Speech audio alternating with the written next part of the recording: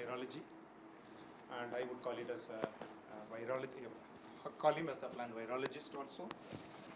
And he is a very good teacher in terms of conveying a complex techniques and complex things to a common, in the sense, audience like students. And today he will be delivering a lecture on molecular phylogeny. A small brief about Dr. Anirban.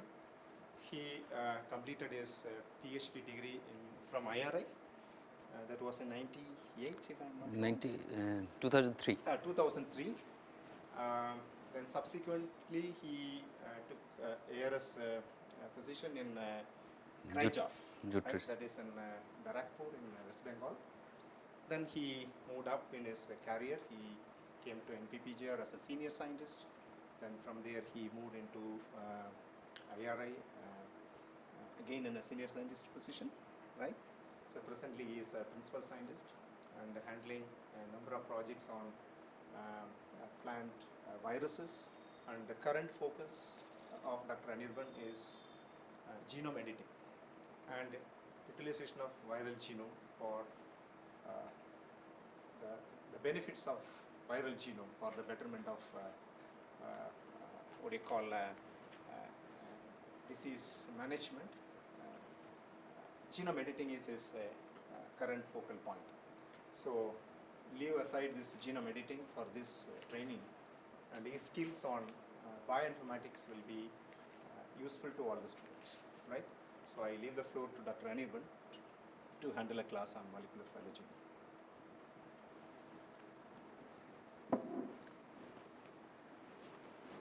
Thank you, Dr. Kumar. A very good morning to all of you. Why the sound is low? You don't have your breakfast properly? You should be very much enthusiastic. Your voice, your attention, if it is not proper, then it will be very difficult, because I am going to discuss about some of the very complex topic. So you should be very much attentive. You can stop me anywhere and we can discuss, because it should not be only one way channel. I am requesting all of you, if you are not able to understand, because again I am telling you it is a very complex subject, so you may not able to understand, do not feel shy, do not feel that if I will ask this silly question what other people will think. No, you are here to learn, so try to communicate properly, so that we can I can deliver a very nice way, so that you can understand the subject. So actually the topic was that lecture was scheduled at 10. So it is already 40 minutes late, but if you see the time scale of the evolution, this is nothing. You just see around 9 billion years ago, when there was no concept of time, suddenly there was a very big bang, and from there the concept of time started. So the 40 minutes which we lost today is nothing. Okay? So at the time of Big Bang, what happens? The environment was very hostile.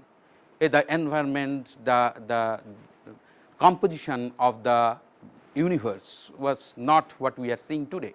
So in that very hostile condition, what happens? Different chemical molecules join together and gives rise the first biological form of this earth. It is a ribonucleic acid. Okay? So from this very basic biological form, the ribonucleic acid, they gathered other different biological chemical molecules and becomes the first living entity, which is a very premier cell, or it is a primitive cell which actually is the form of evolution of many other forms. So today, from that simple RNA molecule, now we can see the life, the tree of the life has different structure, different things, different kingdoms have arisen only from a single ribonucleic acid. Okay? And among these different forms, we the human beings are the most civilized and intelligent creature of our mother nature. Now when we are the intelligent creature, we have the quest, and the quest is that how we originate. So, our journey started from the river valley, and today we are entering to the era of Silicon Valley. We are trying to challenge our mother nature to know how we have originated, what is there within us. Okay. So, let us see whether our challenge with the mother nature who took billions of years to evolve us. We are trying to solve this mystery, this puzzle just by sitting on a computer. Okay. So, the quest, what is there in within us, that what is life, how the life evolved, how all the living being in this earth related, and what is the element which carries all the information and passed to the next generation. To address this quest, the science evolved.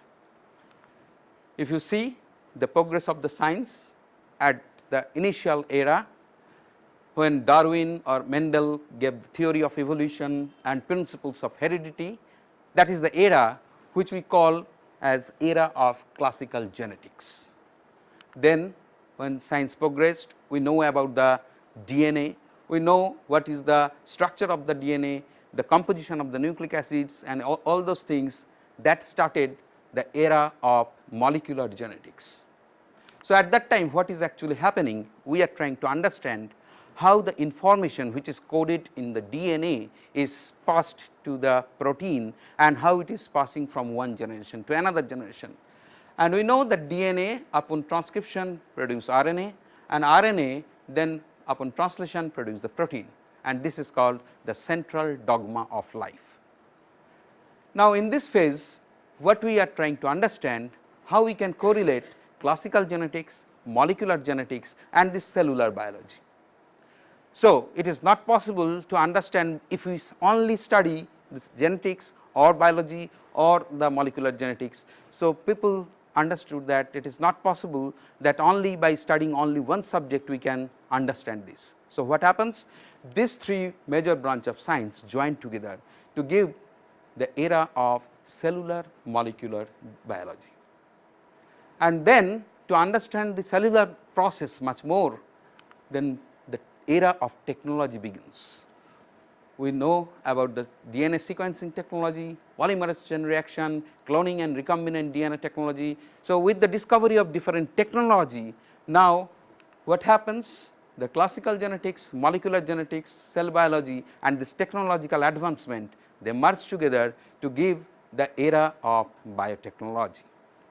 Now, people realize that if we have to move forward, we have to move forward along with this pace of the biotechnology, we have to increase the pace of the biotechnology, we need to increase our high throughput method we have to develop for the sequencing and other things, and for that different platforms of sequencing has been created. It is the early generation sequencing method, the Sanger chain transmission or Maxam Galbert sequencing method.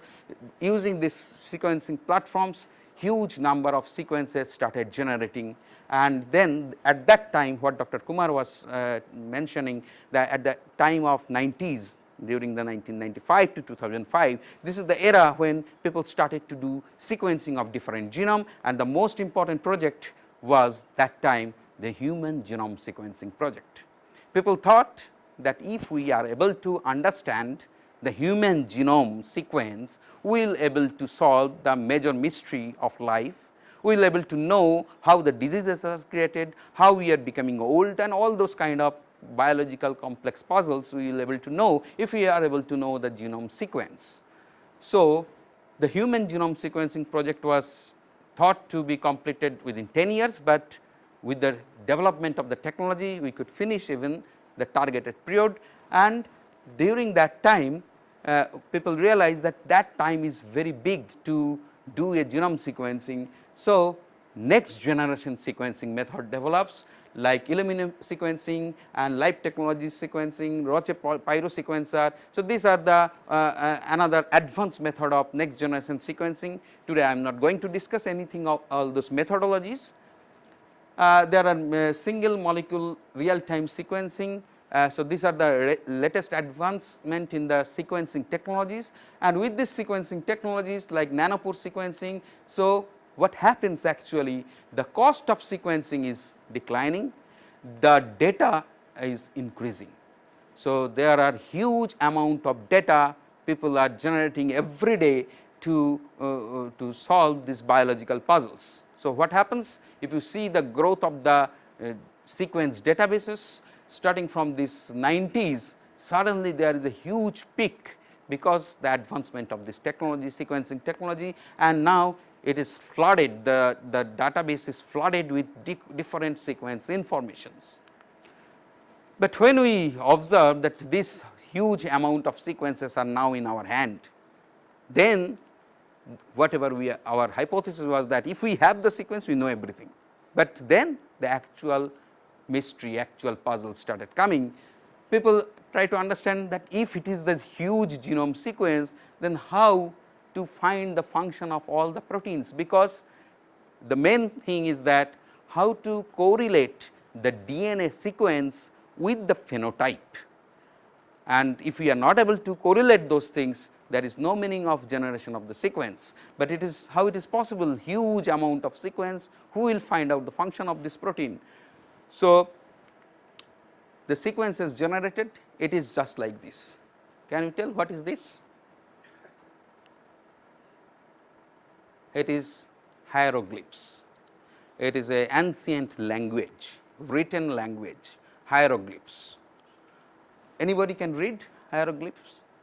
Why? Why you are not able to read? Because you do not know what is coded inside these pictures, because it is a picture based information is hidden in this. So, if you are able to understand what is coded in one picture, then you can decode it and you can find out what is written. Similarly, if you see a DNA sequence, it is just like a hieroglyphs, only 4 letter A, T, G, C. So, something is hidden. Until and unless you decode it, you cannot utilize it. Okay? So, this decoding of the sequence information is the most important. So, at that time what happens, people initially thought that one institute who is having this huge sequencing facility, they generate the sequence and they can solve, they can decode the sequence and they can understand, but it is not possible by one institute. So, people thought, okay, combine different institute, then also it was not possible. Then people thought that no, it is not a matter of joke that only one individual, one institute or multiple institute can solve the problem.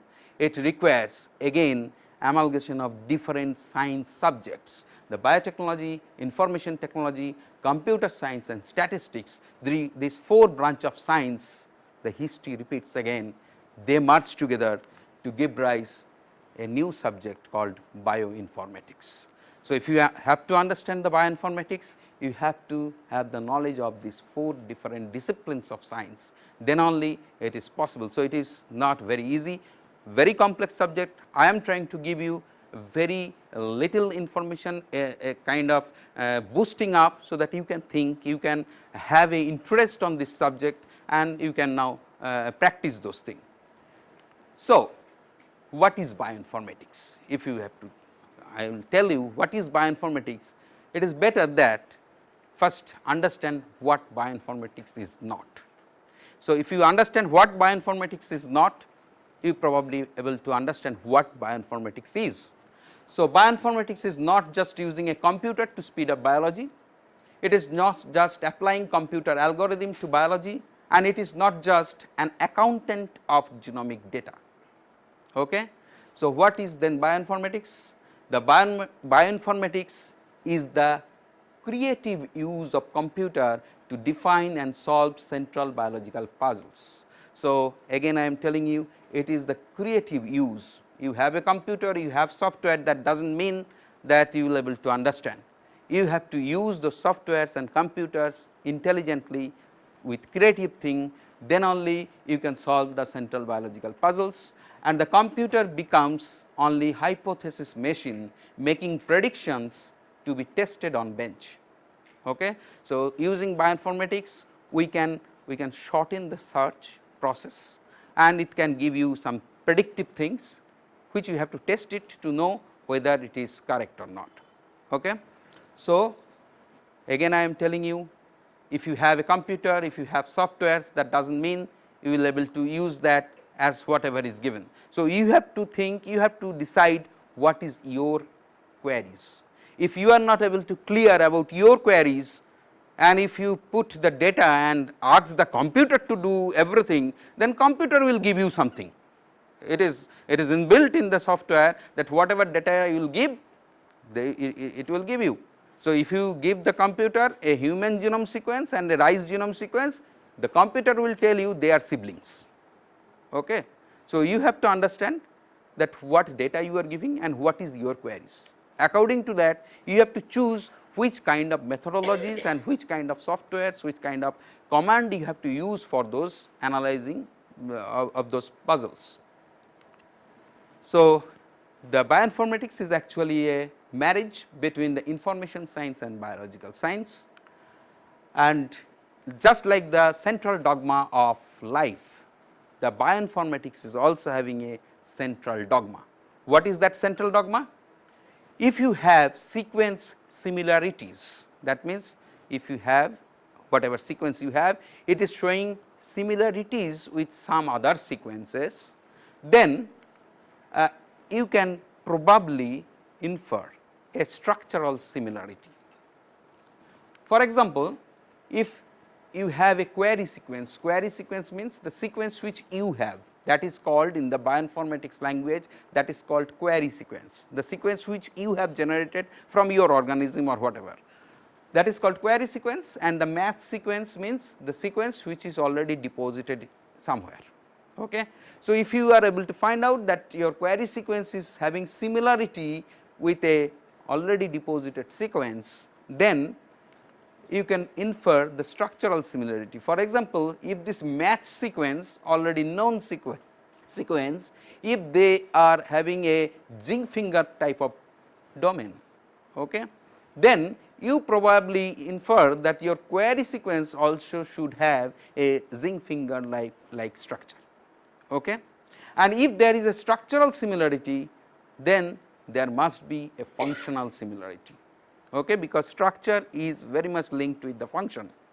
So, if your query sequence is having a structure of this zinc finger and it is a kind of transcription factor which binds with the DNA, because this zinc finger having the property to bind with any DNA molecule. So, if your structure says that your protein, the predicted protein of this match sequence is having a DNA binding ability, then you can infer that your query sequence also should have a DNA binding ability. So, without doing any in bench experiment, you can come down to a probable function of a protein, that yes, whatever protein I am handling, whatever sequencing I am handling, they have a DNA binding ability. Now, it is only hypothesis. You have to test it in a bench to know whether really this particular protein is having a DNA binding ability or not.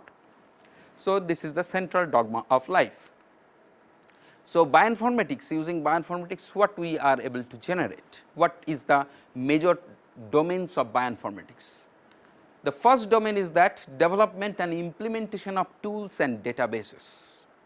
So, you can develop different tools, softwares and databases, yes. Just you said in that central dogma that we can infer if the sequences are similar. So, we can say it has its structural similarity and the functional similarity. So, what is the percentage of matching of those query sequences with the databases that we can confirm? Yes, that I am coming, that I have given you just a overview. Now, I am coming that how much similarity is there to know that whether they will have the similar function, that I am coming. Okay. So, if the one major component of the bioinformatics is development of the tools and the databases for their utilization, but as a biologist, we are no way concerned about that. That is the major domain of the computer scientist. The second major domain is development of new algorithms and statistical formulas. Okay. that is the major domain of the statistical people who help us to generate different softwares and algorithms. And third domain is use of these tools to generate biological information and manage them. So, as a biologist, our major domain is this, the use of the tools which have been developed by the computer specialists and statisticians.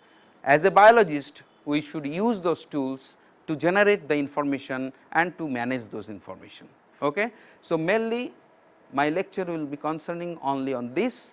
So, today I am going to discuss about this topic, that sequence based molecular phylogeny, and here mainly today I am going to tell you about different basic concept of molecular phylogeny, the sequence analysis concepts and their terminologies, because often you come across with those kind of terminologies. So, if those terminologies and concepts are not properly clear to you, then it will be very difficult for you to do when you actually do the sequence analysis. That time if the terminologies and concepts are not clear, then you may misinterpret those data. So, okay.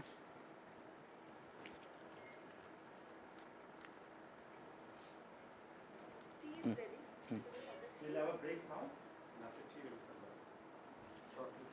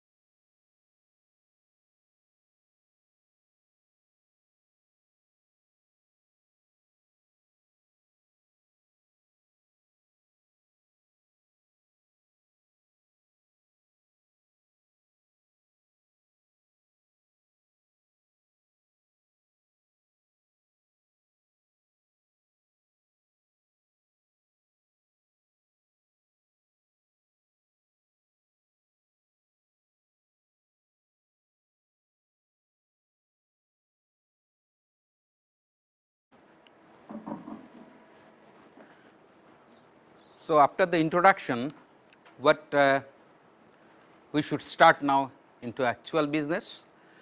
So, there are several types of sequencing data. When you do sequencing, you may get different types of sequencing data depending upon your choice of interest or your organism which you have chosen.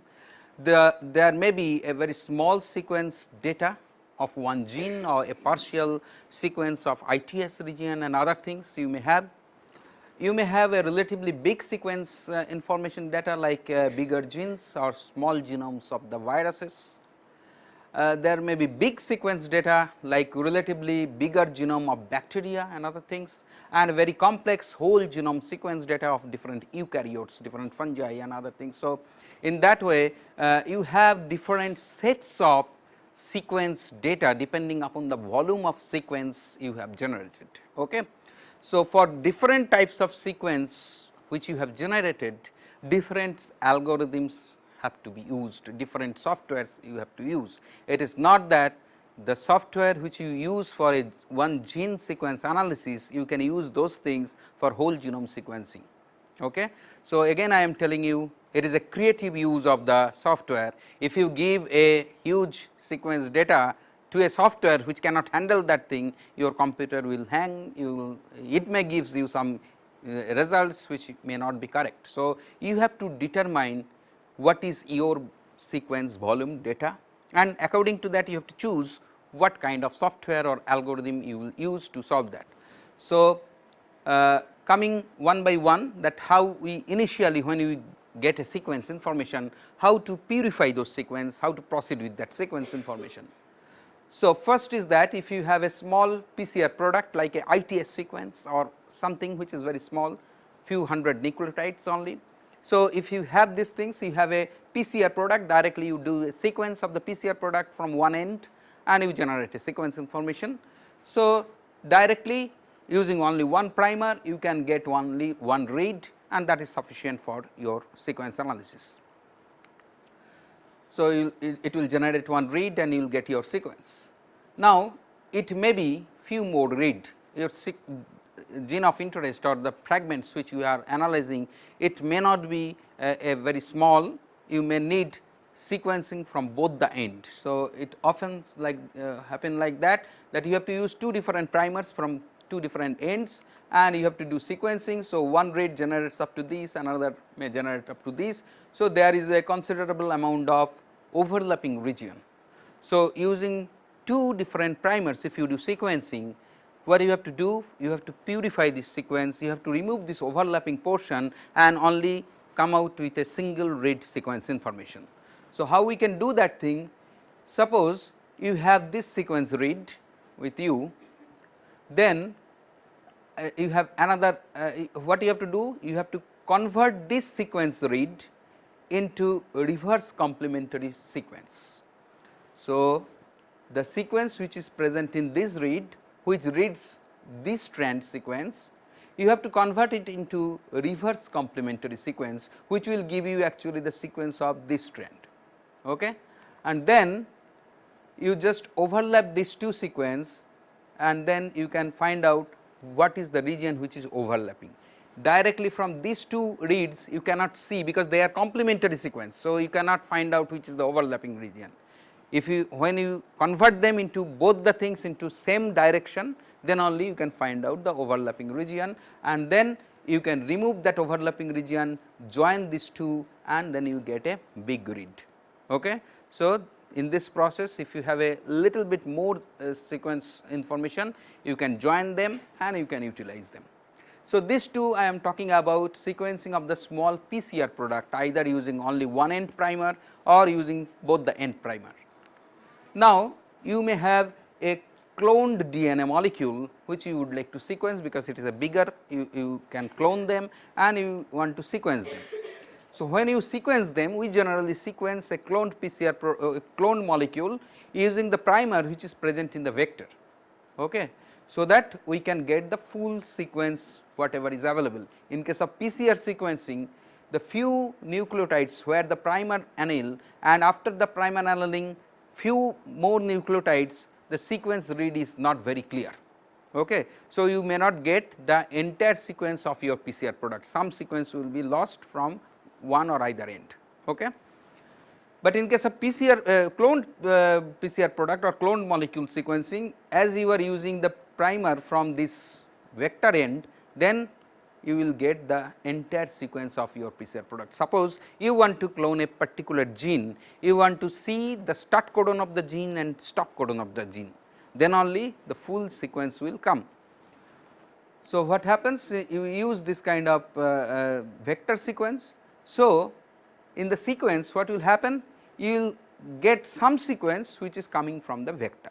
So, your sequence what the company will give you will be contaminated with some vector sequence. So, you cannot use that contaminated sequence for your analysis, because always the vector reads will interfere with all your analysis. So, whenever you do sequencing of a cloned product, then do not directly use the sequence which is giving to you from the company. You have to first analyze them, remove the vector sequence, and then utilize only the sequence which is of your interest, not the vector sequence. So, for that there are different softwares and algorithm which can remove this vector sequence, and then you can utilize the sequence for your purpose. Okay. So, in that way we can purify our sequence for our analysis. So, this is the first step, that after getting the sequence reads from the companies, you have to purify the sequence, remove the vectors, remove the overlap portion, and try to find out the exact sequence which you need. Second thing, I often see that when you do sequencing of ITS and other things, what happens that you get a sequence from, you have 40 isolates, you get 600 nucleotide from one isolate PCR product, means PCR product is same, but when you do the sequencing of the PCR product, due to the mixture of different other things, may not be that all the times you will get exact amount of sequence from all the isolates. Some you may get 600 nucleotides, some you may get 700 nucleotides, some you may get 450 nucleotides, like that. So, if you take those different length of sequence and try to do analysis, your sequence analysis will not be the correct thing. So, always remember that whatever sequence you will analyze, they should be of same length. If the length are different, then your analysis will be definitely faulty analysis. So, it should be same length, same means not exactly 463 nucleotide of all, but it may be 450 nucleotide to 460 nucleotide, like that. So, it is not, it should not be like that, one is 463, another is 900. Okay. So, it should be in a proper way, so that you can analyze different sequence. Now, this I am talking about the small sequence, only small genes or small sequence. Next, so the example of this kind of things is that the whatever things we use for the fungal genomes, like gene or partial gene sequence, used to understand the molecular systematic of fungi, like ribosomal small and large subunit sequence, internal transcript spacer of rRNA, and some mitochondrial genes like COX, NAD and COB, like this. So, there are certain genes already has been documented that instead of doing the full genome, whole genome sequencing, if you can analyze the mitochondrial genes and the ITS sequences, that also pretty good give you a diversity pattern or the identity of a fungus. So, these are the example of small genes or small sequence. Now, if you want to do a large DNA sequence, you want to understand a loci of rust resistance gene. So, we classically we know that LR21, LR different LR, SR genes. It is not that only one small sequence, it is a loci. So, it may have several small gene component within that. So, it is a large fragment of the sequence. So, in that case, what we have to do, the large DNA sequence first has to be fragmented into small by some enzymatic degradation, and then we can do the sequencing, and this sequence then we assemble through the overlapping. So, different sequence may have overlap. So, we have to see this overlapping region, and finally, we can come out with the assembled sequence. Okay. So, in that way we can do a relatively bigger molecule sequencing. And next one is the whole genome sequence or full genome sequence. So, in this we often come across with several terminologies like reads, contigs, scaffolds.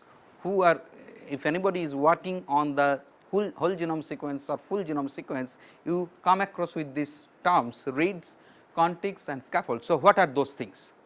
So, if it is a full genome sequence, then what we have to do? We have to break down the full genome into small pieces and add with some adapter molecule, which actually serves as a primer to do sequencing. We cut the genome into small and then add with some adapter molecule and then do sequencing from those adapter actually acts as a primer. So, in that way, when we do the sequencing, it generates individual such kind of small sequence information. They are called reads. Okay. So, first the whole genome sequence break into big pieces, chunks, and then those bigs again will be divided into small pieces and do the sequencing. So, they generates the reads. So, when you align those reads for the overlapping and join them, assemble them, then you will get a bigger sequence, and these are called contigs. Okay. So, different reads, when you align them to generate a assembled sequence, they are called contigs. Now, there are different contigs. These different contigs are again aligned to remove the overlaps to form the scaffolds. Okay. So, reads is the smallest unit of sequence, reads join together to form contigs, contigs join together to form scaffold, scaffold join together ultimately to form the whole genome. Okay. Not that whole genome from start to end at a time we are able to do. So, we have to do reads, contigs, scaffold, joining them together to come out as a full whole genome sequence. Okay. So, there are several contig sequence assembly program like PRABI, DOA, CAP3, DNA Dragon, contig editor, and so on and so forth. So, there are several such kind of contig assembly programs. So, if you have a whole genome sequencing, do not do it in the mega and other things which we will show in your practical, because those are typically for small genome individual gene sequence analysis. If you have a whole genome sequence, you have to use different software. It is not that if you give the mega a whole genome sequence, it will try to do, because software does not know what is this. Only you have to tell the software, my sequence is a whole genome sequence, so I will not use this software, I will use. So, it is the creative use, again I am telling, it is not that a black box, you just deposit something, something will come out. Okay. So, this is the whole genome sequence, different contigs and scaffold merged together to form this kind of big huge sequence information. So, either you have a small genome sequence, small gene sequence, big genome sequence, whole genome sequence like that. Ultimately, what is your goal? What you want to know? You want to know, or you want to find out the meaning of this information hidden in this sequence, and for that, what is the basic thing? You have to compare your sequence with other sequence. If you are not able to compare the sequence which you have generated from your organism, if you are not able to compare that thing to another sequence, your sequence has no meaning, because the bioinformatics basic thing is that it is giving you a prediction, and prediction means you have to have a template to do a prediction. So, this template sequence or other sequence has to be available somewhere. So, from where we will get those kind of sequence information? So, we will get those sequence information from the sequence databases. So, there are several databases of sequence from where you will able to get the sequence information which other people have already submitted, and when you analyze your sequence, you can also submit your sequence to those databases. If you are not submitting your sequence to the database, your sequence has no meaning. Okay. So, what is this biological sequence databases? They are organized body of persistent data which have three major components. Any sequence information database has three important components. The first component is update, second is query, and third is retrieve component. Update means all the sequence databases are open end database. It is not closed database. Closed database means if you have a file, you have stored information, you cannot create or you cannot type anything more. So, whatever is available, it is closed, no information can be typed there, that is closed database. But all this sequence database is open ended database, and it is not restricted to a person that only that person can update the database. No, anybody can update the database.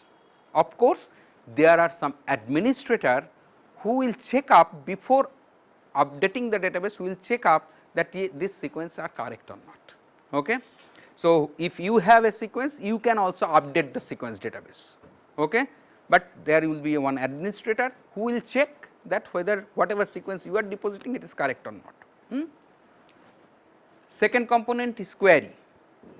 You ask the database to know that what are the sequences are there in the database, because in the database all the sequence information have been deposited, whether it is human genome sequence, fungal genome sequence, rice genome sequence, everything is there. Now, you are interested to do a sequencing of the fusarium isolates. Okay. You do not need the human genome, you do not need the rice genome, you only need the fusarium ITS sequences. Okay. You ask the database, I only want the fusarium related ITS sequences from the database. So, there should be a query component in the database where you will type your query and the database will show you that these are the things related to your query. Okay. So, there must be a query component in the sequence database. And third thing is retrieve component. You can retrieve the information from the sequence. It is not only showing that these are the information is there, but you have to retrieve those things for your analysis purpose. So, these three components must be there in a sequence database. When we will do the practical session, we will show you where those three components are there and how you will give query to the database, how you can retrieve the information from the database. So, these biological databases are of major of two types, sequence database and structural database. Okay. So, in the sequence database, there are nucleotide sequence database and there are protein sequence database. Okay. And in the structural database, one major structural sequence database is PDB, protein database, where all the protein 3D structure have been deposited. So, you can see the structure of any protein. And in the sequence database, nucleotide sequence database, there are three big databases worldwide where you can deposit your sequence, you can retrieve your sequence. Okay. So, these databases are NCBI, National Center for Biotechnology Information from USA, EMBL, European Molecular Biology Laboratory from European countries, European Union, and DDBJ, DNA Data Bank of Japan. So, there are three major huge sequence database available worldwide. Any sequence information, if you have generated, you have to deposit your sequence or you have to ask from these sequence database. Okay. Now, you may have this question that suppose from India we do not have any sequence database, I want to submit a sequence of my organism, where I will submit, in NCBI or in EMBL or in DDBJ, where to submit. The thing is that there is a mutual understanding between these three big players that whatever sequence has been deposited in NCBI, within 24 hours that will be circulated to DDBJ and EMBL. Similarly, it is true for all others. So, it is not that if you deposit the sequence in NCBI, one can only access your sequence from the NCBI database. No, it can be accessed from any other database. Okay. So, these three players have these things. Now, these are the major three databases. Besides this, there are several small databases for specialized purpose. Okay.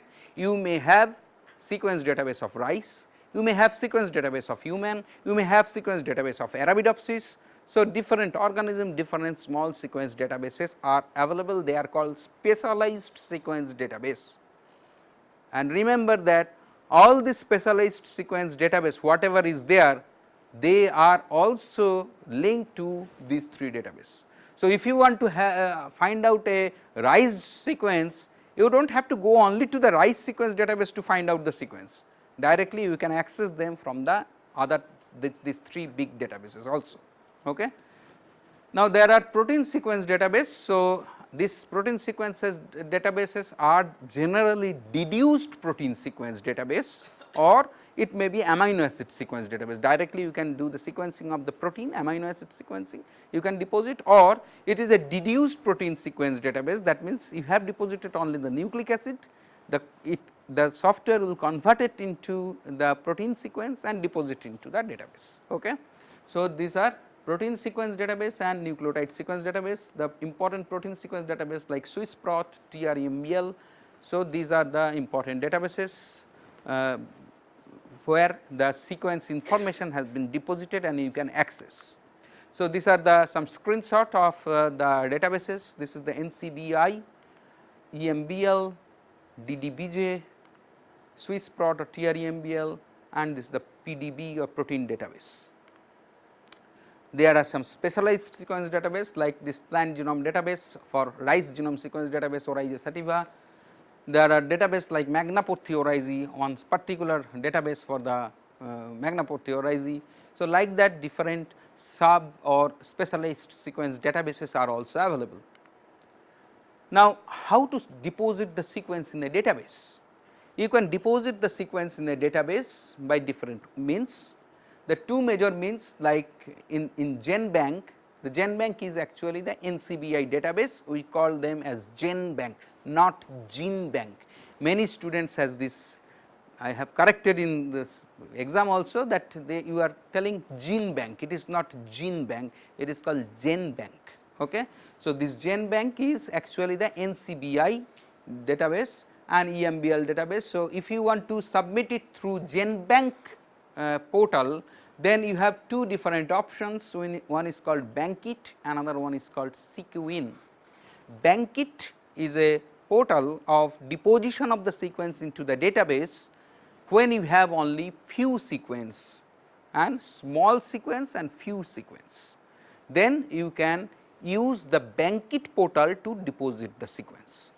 If you have a large sequence, for example, you have a cDNA library of a fungus. So, that time you will not use the Bankit, you have to use the Sequin database, Sequin portal. Okay. So, it is not that you cannot submit through Bankit, you can submit, but it will be too much time consuming. You will, because in cDNA library you may have 5000 clone.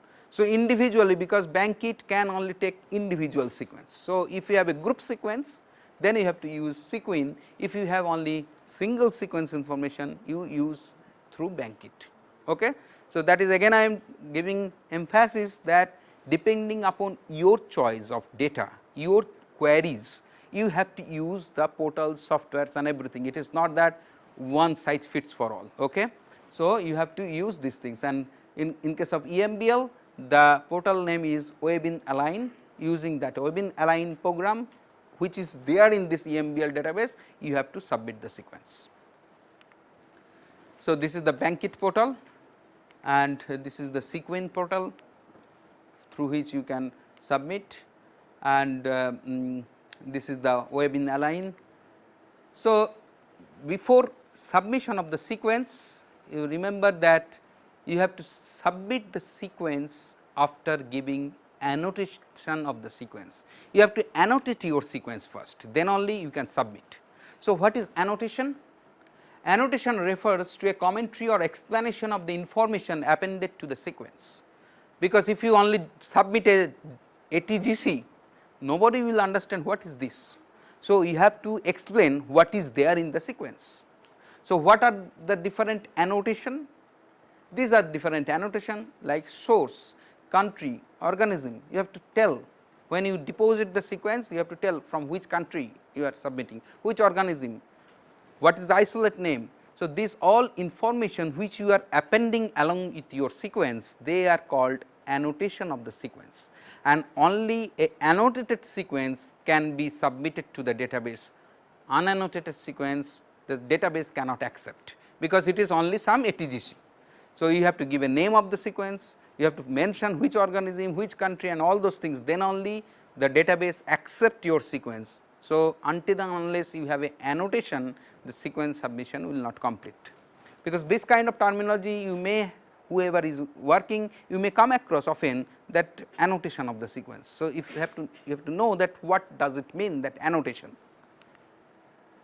So, you have sequenced a gene or organism and deposited into the sequence. Up to this it is clear that how you initially when you get a sequence information from a company, how you purify them and then deposit. Okay. Then what is actually your aim, what you do with those sequence, what is the next? The next thing is that you have to analyze the sequence to generate some information. Okay. So, there are different terminologies associated with this. The one terminology is called data retrieval or sequence retrieval. So, retrieval means collection of the data from the database.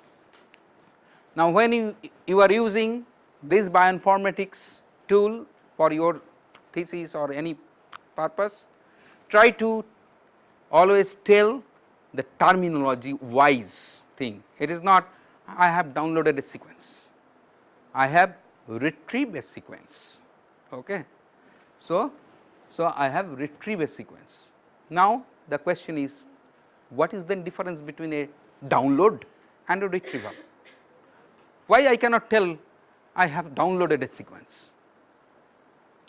The main thing is that suppose you have a Word file of 50 pages. Okay. If I will tell you, you download the third page of the Word file. Can you download the third page only from the Word file? You cannot. You have to download the entire file, because these are the different pages of that same file. So, you cannot download a page from a file. Similarly, databases are the files, and the data which is there, they are the pages of that database. So, from a database you cannot download, from a database you can retrieve the data.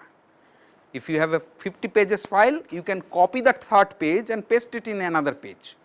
So, that does not call as downloading, that is called retrieval. Okay. So, now onwards after this training, you should tell the proper terminologies.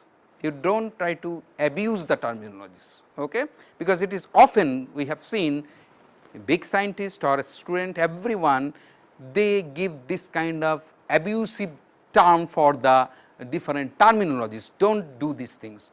Never say from now onwards that I have downloaded a sequence, okay, I have retrieved a sequence. But unfortunately what happens, general people, this retrieval, downloading, these are the only jugglery of the words. So, initially when we are started working the databases, they give this terminology retrieve the sequence. Many students, many people could not able to understand how I will download the sequence. It is written retrieve, but nobody knows.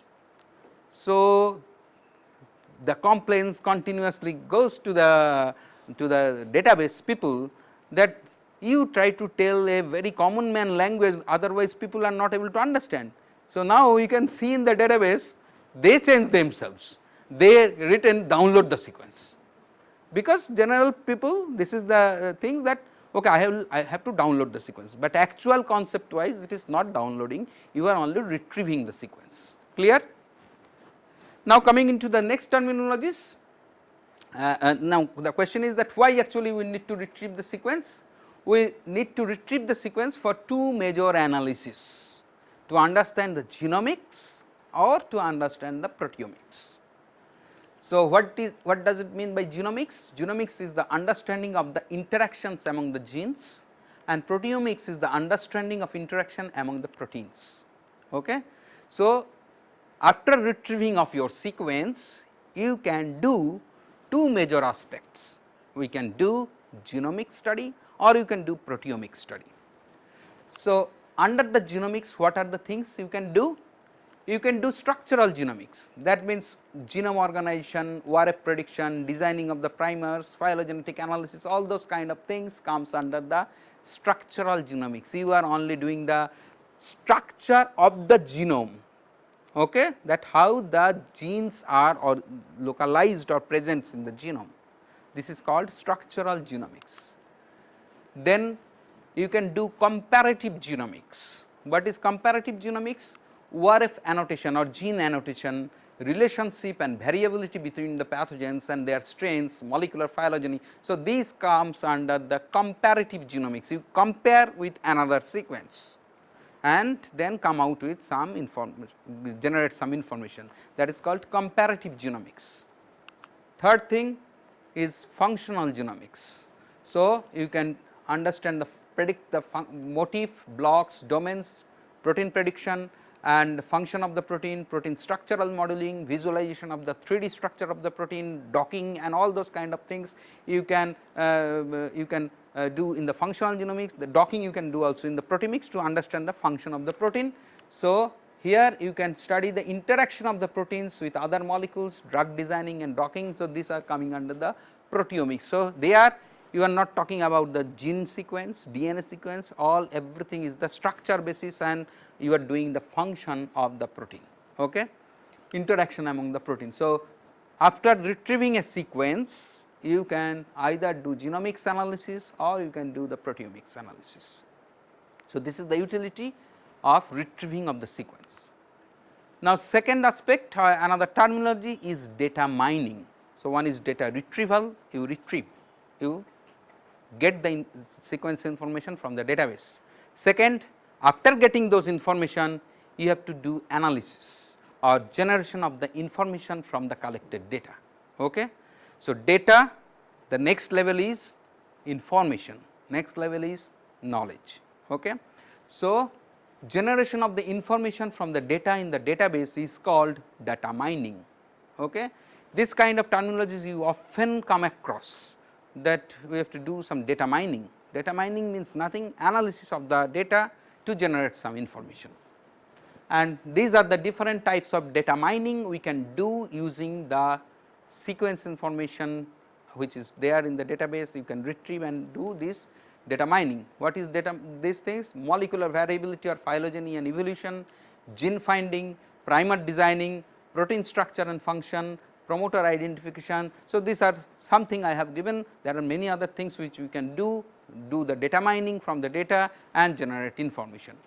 So, today our main topic is only this: molecular variability, phylogeny and evolution, not other things. It is not possible that in one lecture we can cover all the things. So, only I am mainly focusing on this molecular variability and phylogenetic analysis, how we can, from the sequence information, how we can do the phylogeny. So, before going to the actual subject, I always try to give a little bit of breaks, relaxation, so that your mind should not be only blocked with the data which I am telling. Okay. So, try to tell me what is this? This is bullet. Okay. This is bullet and this is the pistol from which this bullet is shot. Okay. Again bullet and the pistol, and what is this? This is the nozzle, inside the nozzle of a pistol. Okay. The nozzle is grouped like that. So, when a pistol throw a bullet, it goes through this nozzle in a spiral form and goes out, because there is a groove already present in the nozzle. It goes in a spiral fashion and go. That is why if you are shot by a bullet, it creates a only small hole, but when it comes out it gives a big things, because it spiral out through like that. So, when a bullet throw from this particular nozzle, this kind of scars are created in the bullet, when it, because it is throwing through a nozzle which is grouped. So, it is already giving friction, this nozzle is giving friction, and when it is coming out, the bullet is having some scar mark from the nozzle. Okay. So, what happens when you throw a bullet? It has some scar mark. Now, instead this bullet also gives some scar mark in the nozzle. So, when you shoot another bullet from this, it will carry this previous scar mark, and the scar mark which the first bullet has generated, that will also be there. The third bullet when you will throw, all this scar mark along with some new scar mark.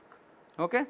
Fourth, like that you have different bullets with different scar mark, but some scar mark are common because they are coming from the previous one. Okay.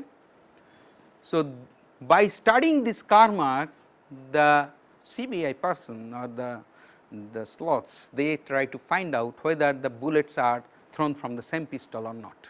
So, that is the criminal investigation people do like that, that whether the bullets, different bullets are thrown from the same pistol or not. How? They analyze this scar mark, they find out how much similarity is there in those scar mark, and if they are originating from a similar pistol or not. So, if you think that thing in today's lecture point of view, then this is the process of evolution. During this process of evolution, different changes takes place in the genome of different organism, and that created different variation in the individual, and though there is variation, but as there are some things which is common to them, they are, or we can tell that they are originated from the same, or they have the phylogeny. So, if they have the same origin, some things will be there which will be common among them, then we can call them that they have phylogenetically related. If they are not phylogenetically related, then they will not share the common scar mark or common variation which is present. Clear that how we can, with a pistol example, we can correlate the evolution process and the variation in the individual. So, what is phylogeny then? Phylogenetics is the science of estimating and analyzing the evolutionary relationship. How it is done? Analysis of the DNA sequence help us to understand the phylogeny of an organism, that how they have evolved. What is the purpose of this phylogenetic analysis? Phylogenetic relationship helps us to understand the evolutionary history of an organism and how they are related to others. Okay? So, we can find out the phylogeny to know its origin and how different other individuals from the same origin, how they are related. Okay? So, that is actually tells you how we can group a fungus, group some organisms, and how they are phylogenetically related. So, what we actually want to know from the molecular phylogeny? What are the things we want to know? We want to know whether the sequence which we have generated, here I am telling our sequence means not your sequence, it is the sequence which you have generated. Okay? So, whether our sequence has any homology with other sequence, we want to know. We want to know how much similarity is there between our sequence and the other sequence, and third, we want to know how the sequence which we have generated is having phylogenetical relationship with other sequence. Okay? These three basic things we want to know: homology, similarity, phylogenetic relationship. So, again these three terminologies you have to know clearly what is the meaning of the homology, similarity and phylogeny. Okay? Because often these three terms are, we tell these terms frequently with presenting the other thing. Okay? Often we tell homology instead of similarity, similarity instead of phylogeny. So, these three are three different terminologies.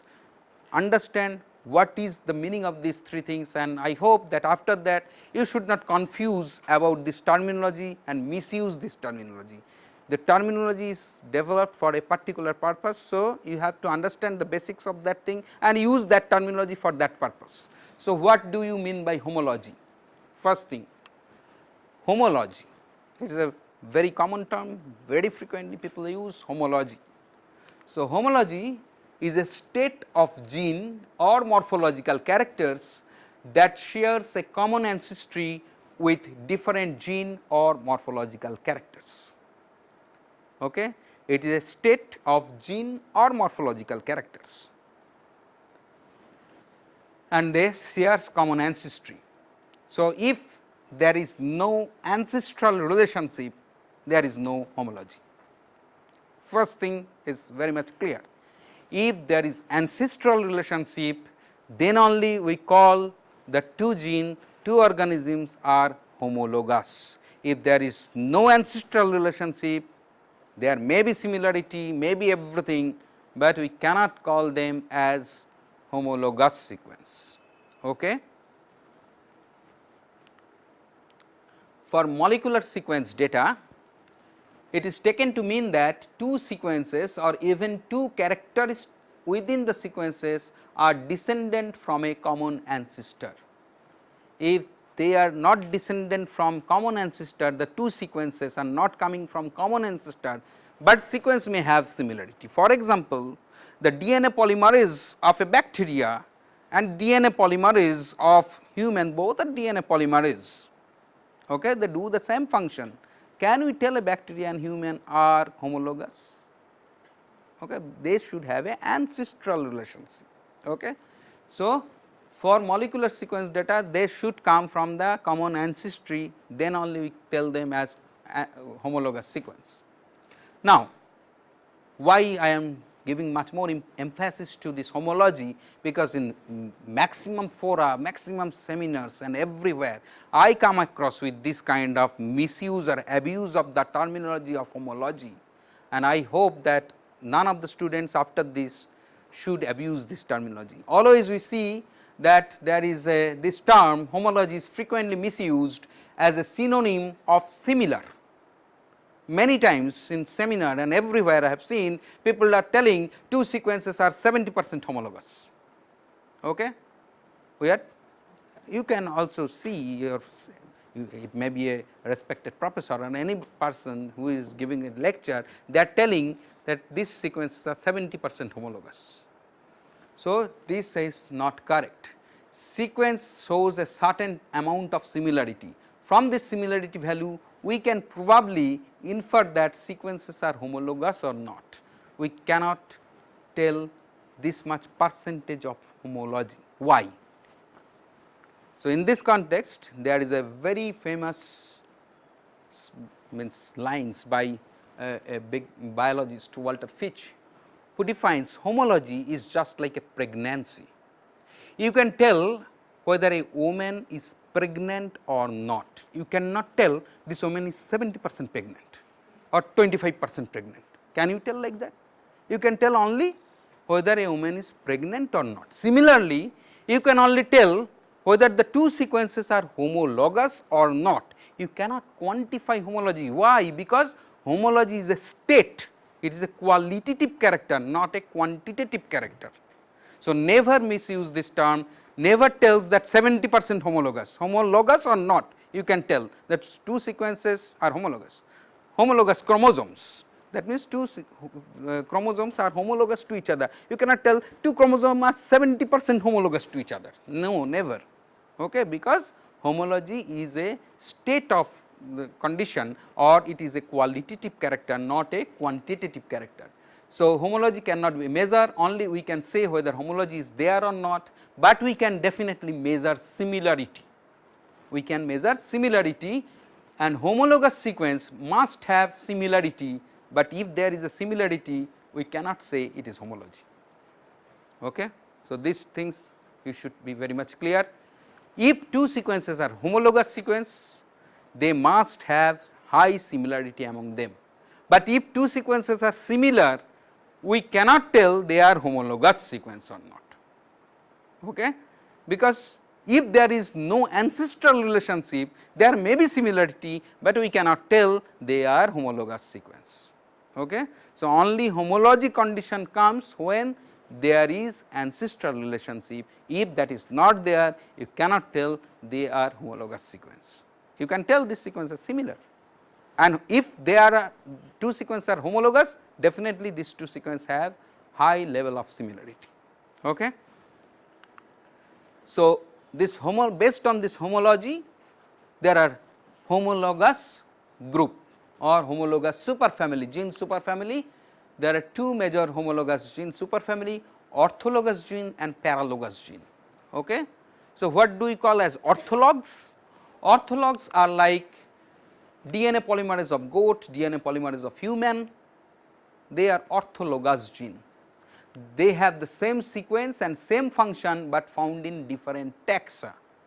If that is there, then we call them as homologous orthologs. Okay. And this is a result of lineage transfer during the evolution process. When the speciation starts, then there is a lineage transfer of one gene to another species, and that creates this orthologs gene. And what is paralogs? Like hemoglobin and myoglobin. Okay. So, they are present in same taxa within the human, but they have the same sequence, but different function. One supply oxygen to cell, blood, and another to muscle. So, hemoglobin and myoglobin are example of paralogs. So, when you will do analysis of your sequence, you have to see whether these sequences are orthologs gene or paralogs. That means, suppose you are using a COX gene of fusarium, you try to first find out whether these COX genes are present in other taxa or not, that is you are searching the orthologs. Now, the COX gene, some motifs may be present within that fusarium in another gene.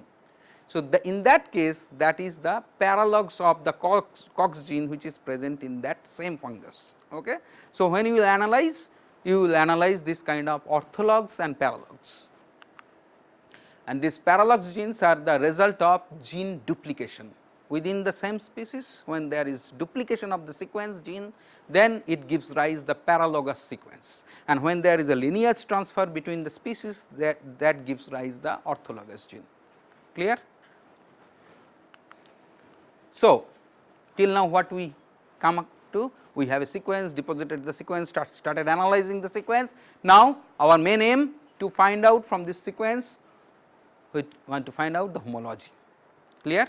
But again the thing is that we cannot directly quantify homology, then how we will tell that whether they are homologous or not?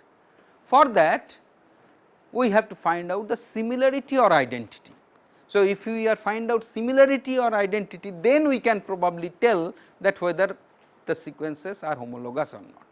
So, again two new terminologies are coming, similarity and identity, whether these two terms are similar or not. What do you mean by similarity and what do you mean by identity? Because when you do sequence analysis, you often come across with this kind of terminologies, that this sequences are the nucleotide sequence analysis revealed 70% sequence identity or 70% sequence similarity. So, what is similarity, what is identity? So, for that I have given means showing you one example. This is one sequence, this is another sequence. Okay. We had started comparing the first to first, second to second, like that, and here you can see these are the three nucleotides, first, second and last, they are exactly same. So, in that case it is called identical match or sequence identity. So, when we are trying to show the sequence identity matrix, that means we are only thinking exact match sequence among the sequence, okay? Exact match nucleotides. So, this is called sequence identity, which generally we often do sequence similar identity matrix. Some softwares may give you sequence similarity matrix. Okay. So, it is depend upon you whether you want a sequence identity matrix or a sequence similarity matrix. So, if you want to have the sequence identity matrix which is exactly same nucleotide, then you can use sequence identity. If you want to do the similarity, for example, here this two nucleotide you can see, here it is C, here it is T. So, a pyrimidine is replaced by another pyrimidine or a purine is replaced by another purine. So, as a generic group, as a chemical group, both are same. That is why this kind of things is called sequence similarity. Okay. sequence identity means exact matching, sequence similarity means even they are different, but if their groups are same, purine is replaced by purine, pyrimidine is replaced by pyrimidine, then also we consider them same. Okay. So, in similarity it consists both, means identity plus the changed, but the chemical composition is not changed, that both the things compared to give you the similarity. Identity is only the identical sequence. And the another one thing is that this is called mismatch. So, where a pyrimidine is replaced by a purine, that kind of situation is called mismatch. Okay. So, in sequence analysis we use three things: identity, similarity and mismatch to analyze our sequence. And how we do this kind of analysis? We are writing one sequence above, another sequence below, and we try to analyze them by their position wise. At the number first position, what is there in one sequence? The same number first position, what is there in the second sequence. So, what we are, how we are doing this analysis? We are doing this analysis by analyzing position wise similarity or identity. Okay, position wise, and this position wise similarity and identity is called alignment. Okay.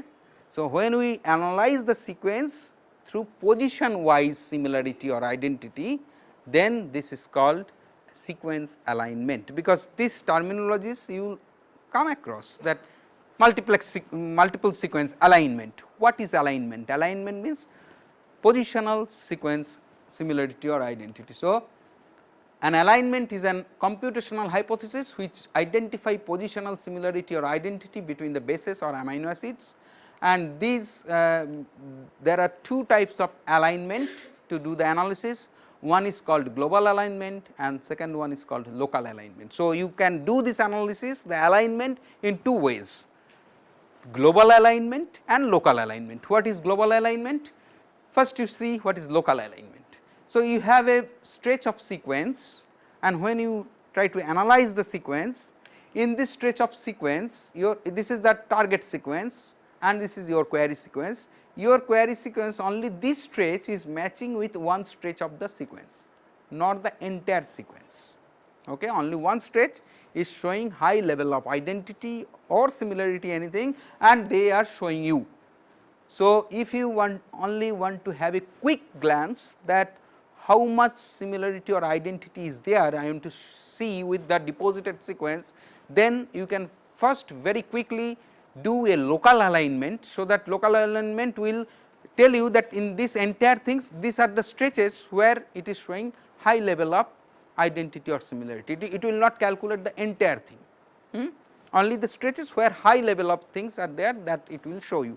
So, that is called local alignment, and in case of global alignment, it will start from the first nucleotide to the last nucleotide of the two sequence which we have given and the database sequence. So, they will do the alignment from the first to last. There may be many sequence nucleotides which may not match, but it will calculate from the first to the last. So, that is called global alignment.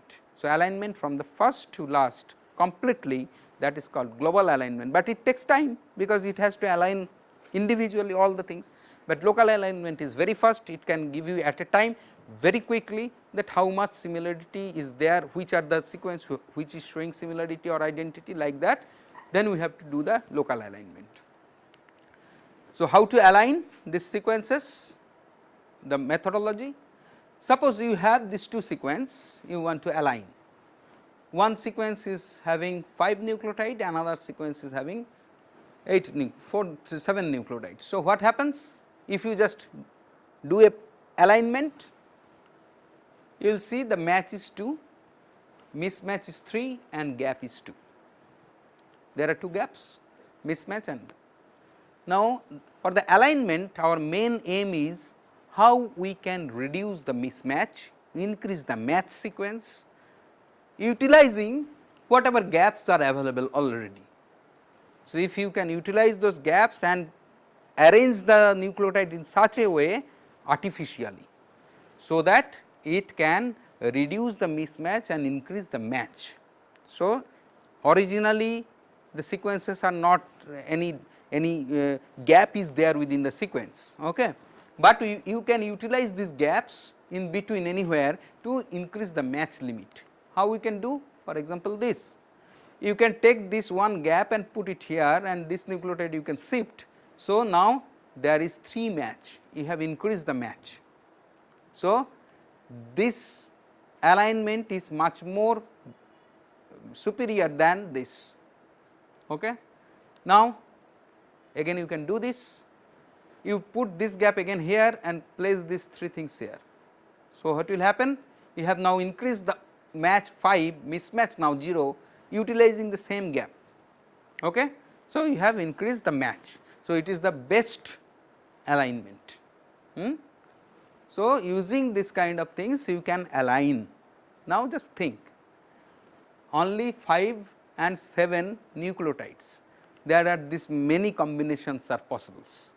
So, if you have a thousands and thousands nucleotide and you have 50, 100 isolates, how you will do this kind of alignment by yourself? Is it possible? Not. And that is why the softwares comes. Now, there is 2 terminologies, one is called, when you are giving this gap, one is called open gap and another one is called extended gap. So, what is open gap? When in the sequence that gap is not there, but for the doing the alignment you have introduced a gap first. So, when you introduced a gap, you put a gap between the 2 nucleotides, that is called open gap. Okay. And if you have to follow this gap by another gap, that is called extended gap. So, there may be many such open gaps followed by many such extended gap throughout the sequence when you do analysis.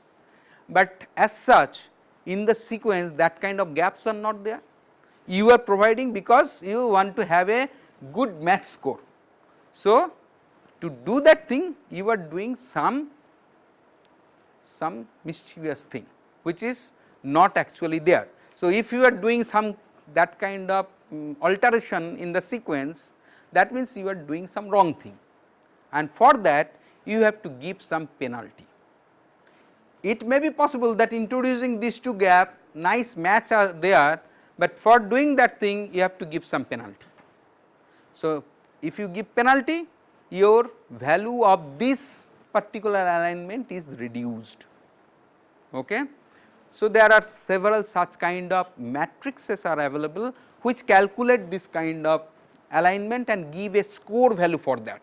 Okay. So, if there are 1000 sequence and in that 1000 sequence you have, by putting the gaps and other things, you have created a very good amount of match, that out of 1000, 800 or 900 are match sequence, but for that you have introduced 5 or 10 gaps. Okay. So, you have to give a penalty, that if the score of that value of the 2 sequence, if it is 100, but if you have put 10 gaps, then 10 marks will be deducted. And another alignment, you have done the same thing, you have introduced 5 gaps, though 5 marks will be reduced from that score. So, in that way the software will calculate a score value for each alignment. Okay. And from that score value, if more gap is there, then more penalty will be there. So, ultimate total score value will be reduced. Okay. In that way the software does this alignment, and as this is not possible by a human being. So, if the sequence is long, how to do? We have to do dynamic algorithm or programming, and using this dynamic algorithm and programming we can do this analysis. So, programming generates scores and e values. So, when you do this programming and use the software, they generate some score value for each alignment, each pair of alignment, one sequence and another sequence, they do the alignment, generate a score value, remove the penalty from that score value to ultimately generate a final score. So, in that way for each pair of alignment they generate a score value, and also they generate a e value. This e value is probability of not matching the sequence with other sequence. E value means probability of not matching the sequence with the other sequence. So, if the E value is e to the power minus 3, that means e to the power minus 3 means 0.0001. Okay. So, if it is 0.0001 is the E value, that means probability of not matching your sequence with the deposited sequence is 0.0001. That means probability of matching is 99.9999. Okay. So, using this kind of E value statistical things and the score, ultimately we are able to know that you have one sequence which you have generated, and that sequence is you are trying to analyze with already deposited sequence. Your sequence will be analyzed with all these sequence which have been deposited individually pair wise, and then they will generate score. So, one pair one score, like that they will generate and they will show you that which score, which pair score is maximum and its E value, and from there you can probably infer that my sequence is showing highest score with this particular sequence. That means my sequence is having much more identity or similarity with that sequence. So, there could be a possibility that these two sequences are having homology. Okay.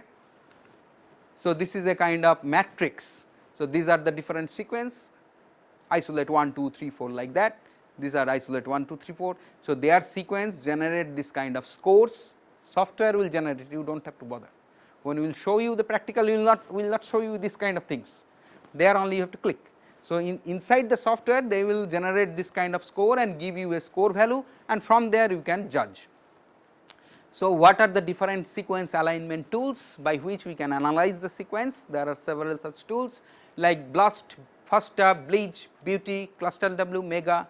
These are the different sequence alignment tools or softwares by which we can do the analysis. Again I am telling this analysis, this kind of tools are mainly for small size of genes, small genome, not for the whole genome sequence. For that we have to do some other software, not with this. So, here we mainly show you in the practical the BLAST and the Mega, these two things we will show you. So, what is BLAST? BLAST is not bomb blast. There is no link with the any terrorism activity with this class. So, BLAST means it is a abbreviated form, it is basic local alignment search tool, not bomb blast. Many student, many faculty have seen the sequence was blasted against this. What is blasted? Blast is not a verb. So, why you are telling blasted? So, the sequence is analyzed using the BLAST algorithm. Never you tell sequence was blasted. I have seen many students, many people are telling sequence was blasted. It is not blasted means it is a bomb blast. So, sequence was analyzed using the BLAST algorithm. So, it is a abbreviated form. So, BLAST is the algorithm used by a family of 5 programs that will align your query sequence against the sequence in a molecular database.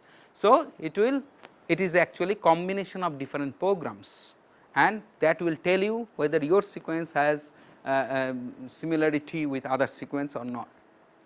Statistical methods are applied to judge the significance of these matches, and alignments are reported in order of the significance as estimated by the applied statistics. So, they will do this alignment, they generates the score, and as per the significance which one is coming first, they will report like that. So, BLAST comprise of different programs, as I have told you. The first program is called BLAST-N. BLAST-N means compares a nucleotide query sequence against a nucleotide sequence database. Okay.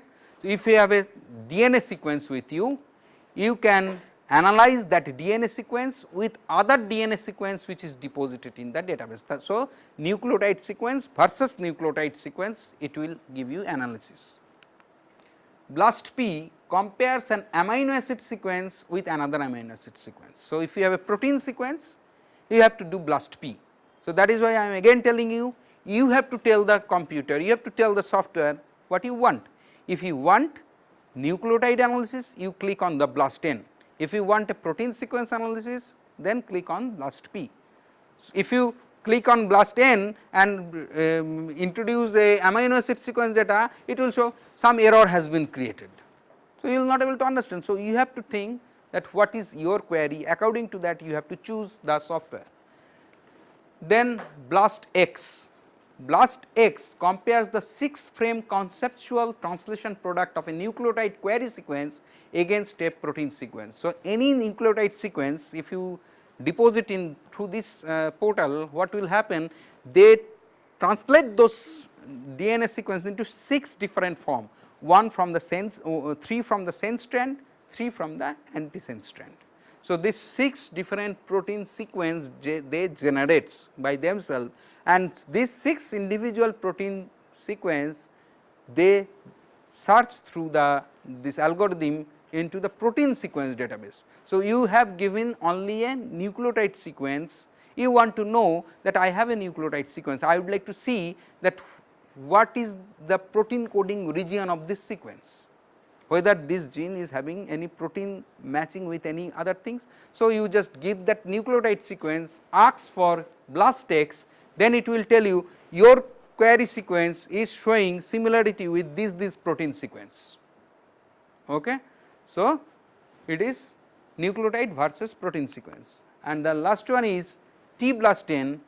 If you have a protein sequence, you want to know that which gene codes for this protein. I have a protein amino acid sequence, I want to know which gene is coding for this sequence, and for that you have to use T BLAST N. So, you have to deposit there only the nucleic amino acid sequence, they will convert it into 6 frame nucleotide sequence, search it into the database for the complementary nucleotide sequence, and then it will tell you that which one is the gene from where this particular protein has been deduced. Okay. So, this is a BLAST search result. So, you have to give this kind of query sequence of your, and then you have to comment, give the comment whether it is N BLAST or P BLAST or BLAST X, and then it will generate such kind of value, and you can see it will generate the score value, E value and other things, and the first things which it has been given, that is the highest similarity or identity has been observed in the database. So, according to that the score value, as per the score value they are arranged. So, you can tell that my sequence is showing highest identity or similarity with this particular sequence. Okay.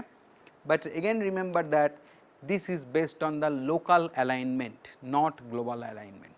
So, what we know from BLAST? From the BLAST we only able to know the sequences that share similarity with the query sequence, helps us to retrieve those sequence. Okay. BLAST only tells you what are the sequence with which your sequence shares similarity, but it cannot tell you how much similarity, it cannot quantify how much, because it is only local alignment, it is not taking care of the entire sequence. So, only the sequence where it is showing highest matching they are reporting that thing, it is not showing you the entire thing. So, if you consider the entire thing, the similarity may be come down. So, though BLAST is giving you a percent of similarity at the last column, do not take that thing, because BLAST is only taking the local alignment region, not the global alignment region. So, if you have to really tell how much similarity is there, then you have to do other analysis, not through BLAST. So, if you are using some ITS sequence, you search it in the database, you analyze through BLAST, BLAST will tell you your ITS is showing 90% similarity with that, do not take that thing, because it is only doing a local alignment, not the global alignment. So, 90% may not be 90% actually, it may be 86%, okay, because it is taking only one portion, it is not taking the entire. If you take the entire portion, the similarity percent may reduce. How it reduce, we will show you. For example, you have this query sequence and the subject means which is deposited in the database. Now, when we search it, we observed this 2 pairwise sequence, they showed out of 373 nucleotide they show 346 nucleotide similarity. Okay. That means 92% is the similarity through this blast, it is showing 92% similarity. Okay. Now, in when it will show you all the sequence with which it is showing similarity. So, this is the first pair where the maximum similarity is there. If you go down in the list, you may see here you can see that if it is the deposited sequence and your query sequence is matching like this discrete way. So, there may be some gaps. Now, you come down to the some lower sequence which also shows similarity. In that case, you may see that though you have given a 400 nucleotide sequence, it is showing out of 84 stretch. So, it is not taking the entire thing, only 84 stretch it is taking, out of that 77 nucleotide is showing similarity. So, in this case also 91% is the similarity. The earlier case, out of 373, 346 was similar, similarity percentage 92. In this case, out of 84, 77 is similar, because it is not taking other the entire 373 stretch, it is only taking 84 stretch which is showing similarity, rest of the things are not taking. But as per the similarity calculation, both are 91, 92%. So, in that kind of context, can you tell that both are having the similar value? No, because it is local alignment, that is why you cannot tell that they are same. So, in this case it may be possible that this is the entire sequence deposited and your query sequence only matched with this region. So, other region it is not taking. So, if you do a global alignment, it may be possible this region is not matching at all. So, in that case this 91% has having no value. Okay. So, from blast analysis never takes the value which is showing as the percentage.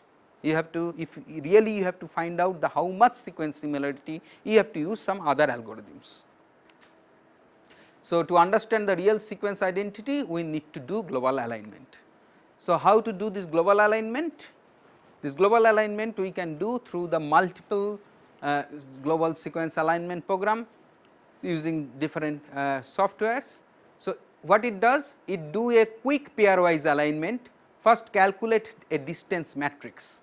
So, it will do quick pairwise alignment. If you have 10 sequence, so it will do analysis first sequence with second, first with third, first with fourth, like that, second with third, second with fourth. So, all the different combinations of pairwise things it will calculate a score, and then from there it generates a distance matrix just like a fare table in the bus, that from this stoppage you have boarded on and this stoppage you will come down. So, it will calculate the fare according to that from where you are boarded and where you will drop. So, according to that both the sides same thing. So, it will generate a matrix. Similarly, all the sequence in vertical and horizontal rows and their percent sequence similarity will be calculated as a matrix, and from this matrix a guide tree generated. From this matrix first they will generate a guide tree, and from this guide tree then they will do a progressive alignment again to following this guide tree to generates the actual percent similarity and the phylogenetic tree. How they will do, when we will show you the practical, that time we will show how these things is happening. So, multiple this kind of software we use, BioEdit or Mega, to do this global alignment and multiple alignment. So, these alignments actually generates you this kind of percentage, that suppose here I am giving example of some viruses. So, this the virus which we are handling, it is showing this much percentage similarity with these are different viruses, and from there we come out with the phylogenetic tree or the relationship. So, from this relationship we can tell that whether the virus which we are handling, they are a new virus or they are grouped in different cluster. So, if they are forming a completely separate thing, then there may be a new thing. If they form this cluster within another virus, then we can tell them that this is grouped under this. So, in that way we can draw the relationship. So, I do not know, it is not coming here properly. So, what is then phylogenetic tree? So, phylogenetic tree is looking like this some lines which represents the relationship. Okay. So, there are several things in a phylogenetic tree. First you will see that there is a root from where the tree started, that is called root. Then there are some joints or nodes, they represent the taxonomic unit. Okay. Then there are such kind of branches, they represent the relationship. Relationship means if these two branches are there in one node, then they are called sister taxa. That means they are linked to each other, they are phylogenetically related to each other. And this branch and this branch, they are also phylogenetically related, but their relationship is distant relationship and they have close relationship. And then you may see this is a length, this is called the genetic distance. That means which one is genetically more advanced or which one is prone to much more mutation, that can be determined by this length of the tree. And there are some values like this which is presented just below the nodes. These values are called bootstrap value, which tells you the significance of the tree. That means how much is the strength of these two branches to hold together. Okay. So, more bootstrap value means probability of staying these two branches together is high, if it is high. So, each of these things I am coming separately. So, this is a general structure of a phylogenetic tree which comprises of a root, nodes, branches and the lengths or genetic distance. These are the main things and bootstrap value gives the significance. So, the branching pattern of the tree is called topology and representation of the relationship through line is called dendrogram. So, this branching pattern, how it branches, it is called topology, and this relationship which we are telling or depicting through lines, they are called dendrograms. Okay. Often students ask this, sir, phylogenetic tree and dendrogram, are they different? They are not different. Phylogenetic tree is the main thing and this representation of the relationship through lines is called dendrogram. So, there are two major types of dendrogram. We can represent this dendrogram, again dendrogram means relationship represent through line. Okay. So, we can depict the relationship through line in two ways, through phylogram and cladogram. In these two different dendrogram way or representing the relationship through line, we can represent the relationship in two ways, phylogram, cladogram. And both the phylogram and cladogram can be represented again in two ways, rooted tree, unrooted tree. Okay. So, now I am going a little bit deep, try to understand very clearly. Four different terminologies have come now: phylogram, cladogram, rooted tree, unrooted tree. What are those? When you use what? Because software, if you open, everything is there, phylogram is there, cladogram is there, rooted, unrooted. Now, if it is up to you what thing you use, and that depends upon what thing you are analyzing, what is your aim to show. So, if it is clear, then you can choose what is your requirement. Okay. So, what is phylogram? Phylogram means this is a phylogenetic tree that indicates the relationship between the taxa and also conveys a sense of time or rate of evolution. So, it is a phylogenetic tree not only depicting the taxa or grouping, but also convey a sense of time or rate of evolution. The temporal aspect of a phylogram is missing from a cladogram. So, cladogram is not having any temporal aspect, only the grouping aspect, but phylogram is having a sense of time as well as the grouping. So, how the phylograms looks like? Phylogram looks like this. In many papers, many things, if you read, you will see people are representing the phylogenetic tree in different ways. Some trees are looking like this, that means there some lengths are going out, some are small again going out, and in this case there may be always associated with a bar, small bar. Okay. So, this kind of tree, when these ends are not in same line, the ends of the branches are not in one line, then this kind of phylogenetic tree is the phylogram. They convey a sense of rate of evolution, not only grouping. So, if you think that your data whichever is you are generating, you want to do a rate of evolution analysis, okay, then you use this kind of things. If you do not need any, or in your data or in your interpretation you are not mentioning anything of rate of evolution, then do not use this. Okay. So, it depends upon you that whether you need or you analyze your data on the context of evolution, then you use this. If you are not doing these things, do not use the phylogram. Okay. So, what actually this means? What sense it is telling you? If you see, this branch is going much more forward. Okay. So, this particular branch or group cluster, they are evolutionary more advanced because it is advancing faster way. So, evolutionary time frame, because I told you that these are the genetic distance. So, this means the time elapsed and the distance, that thing is conveyed, that evolutionary more advanced. Now, second one, if you see, they are evolutionary much more conserved because this much years have passed. So, this is the length of time.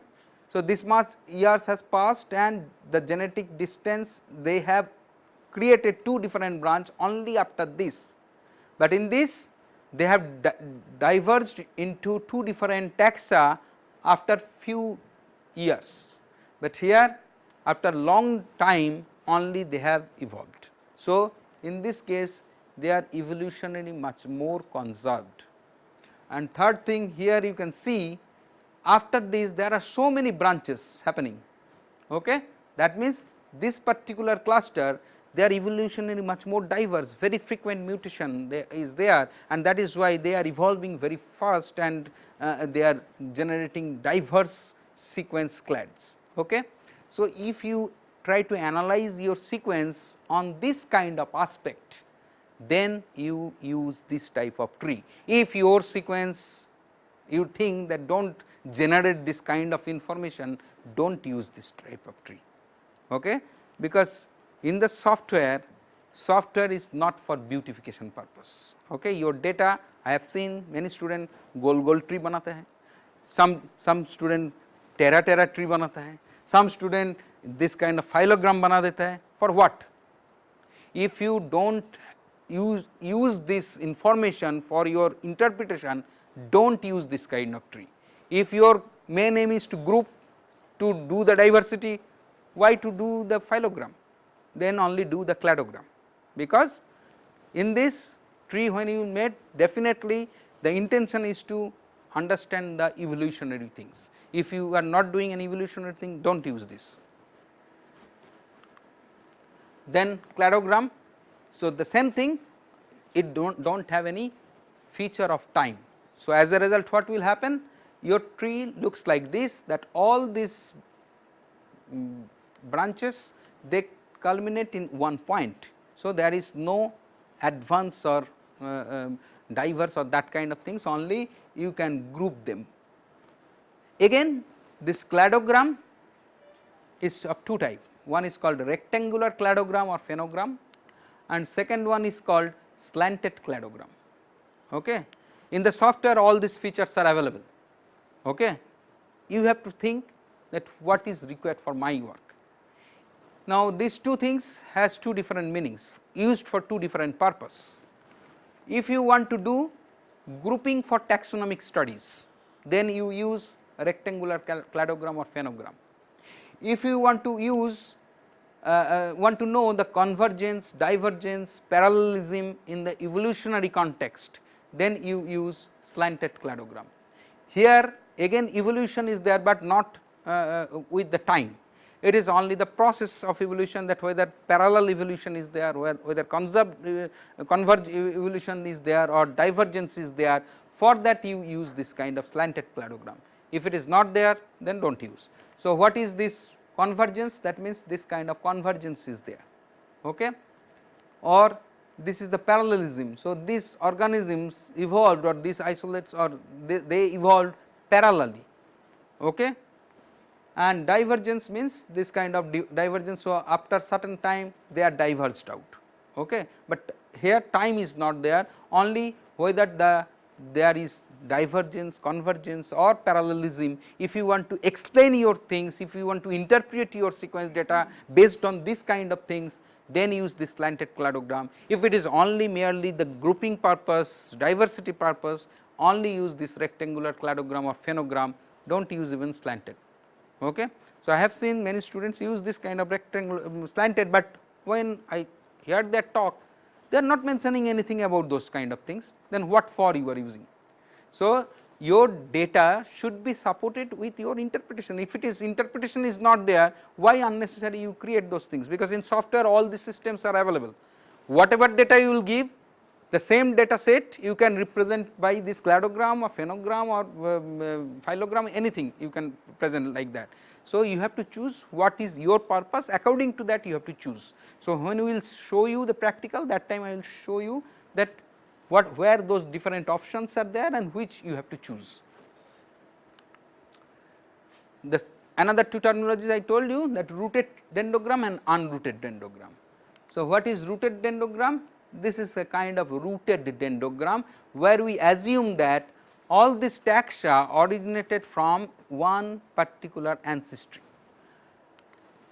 and here it is unrooted dendrogram where we think that the taxas are not having any ancestral relationship.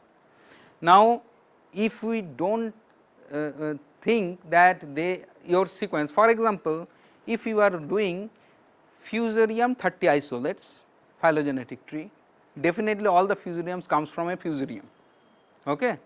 So, that time you should not use this, because definitely they are coming from a ancestor, then that time you use this. But if you have a fusarium, a bacteria, a rice, this kind of things, you do not know that whether they are really originated from one common ancestor. So, that time you can use this kind of things.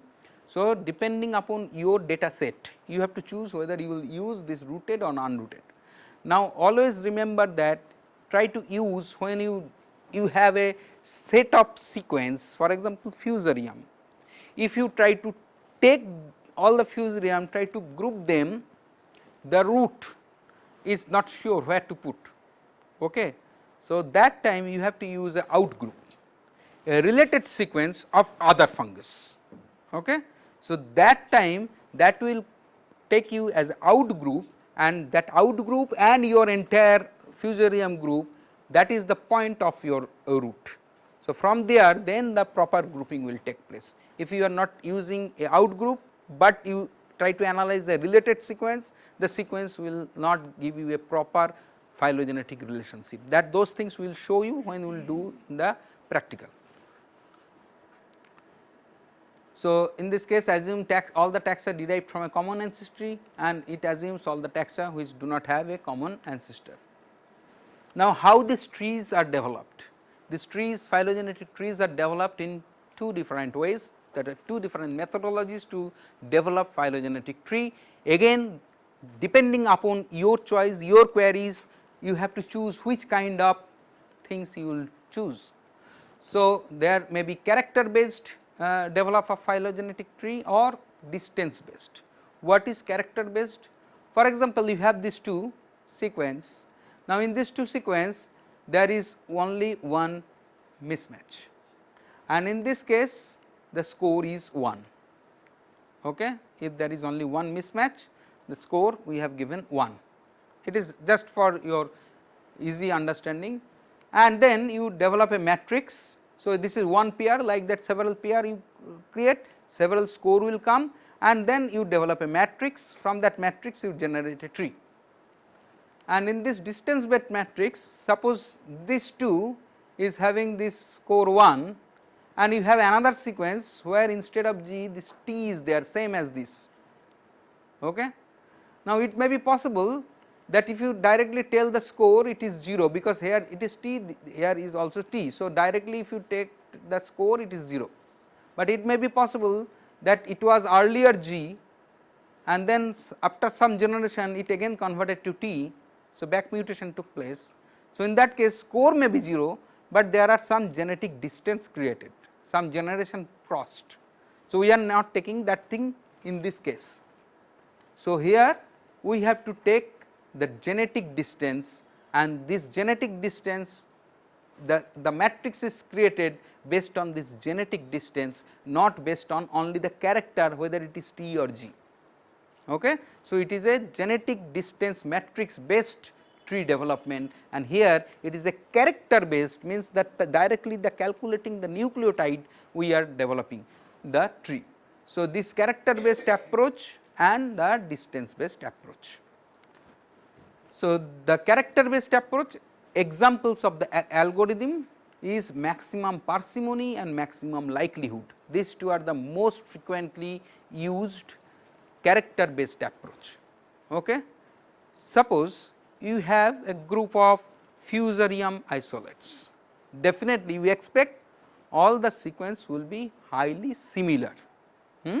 Only few nucleotides difference will be there.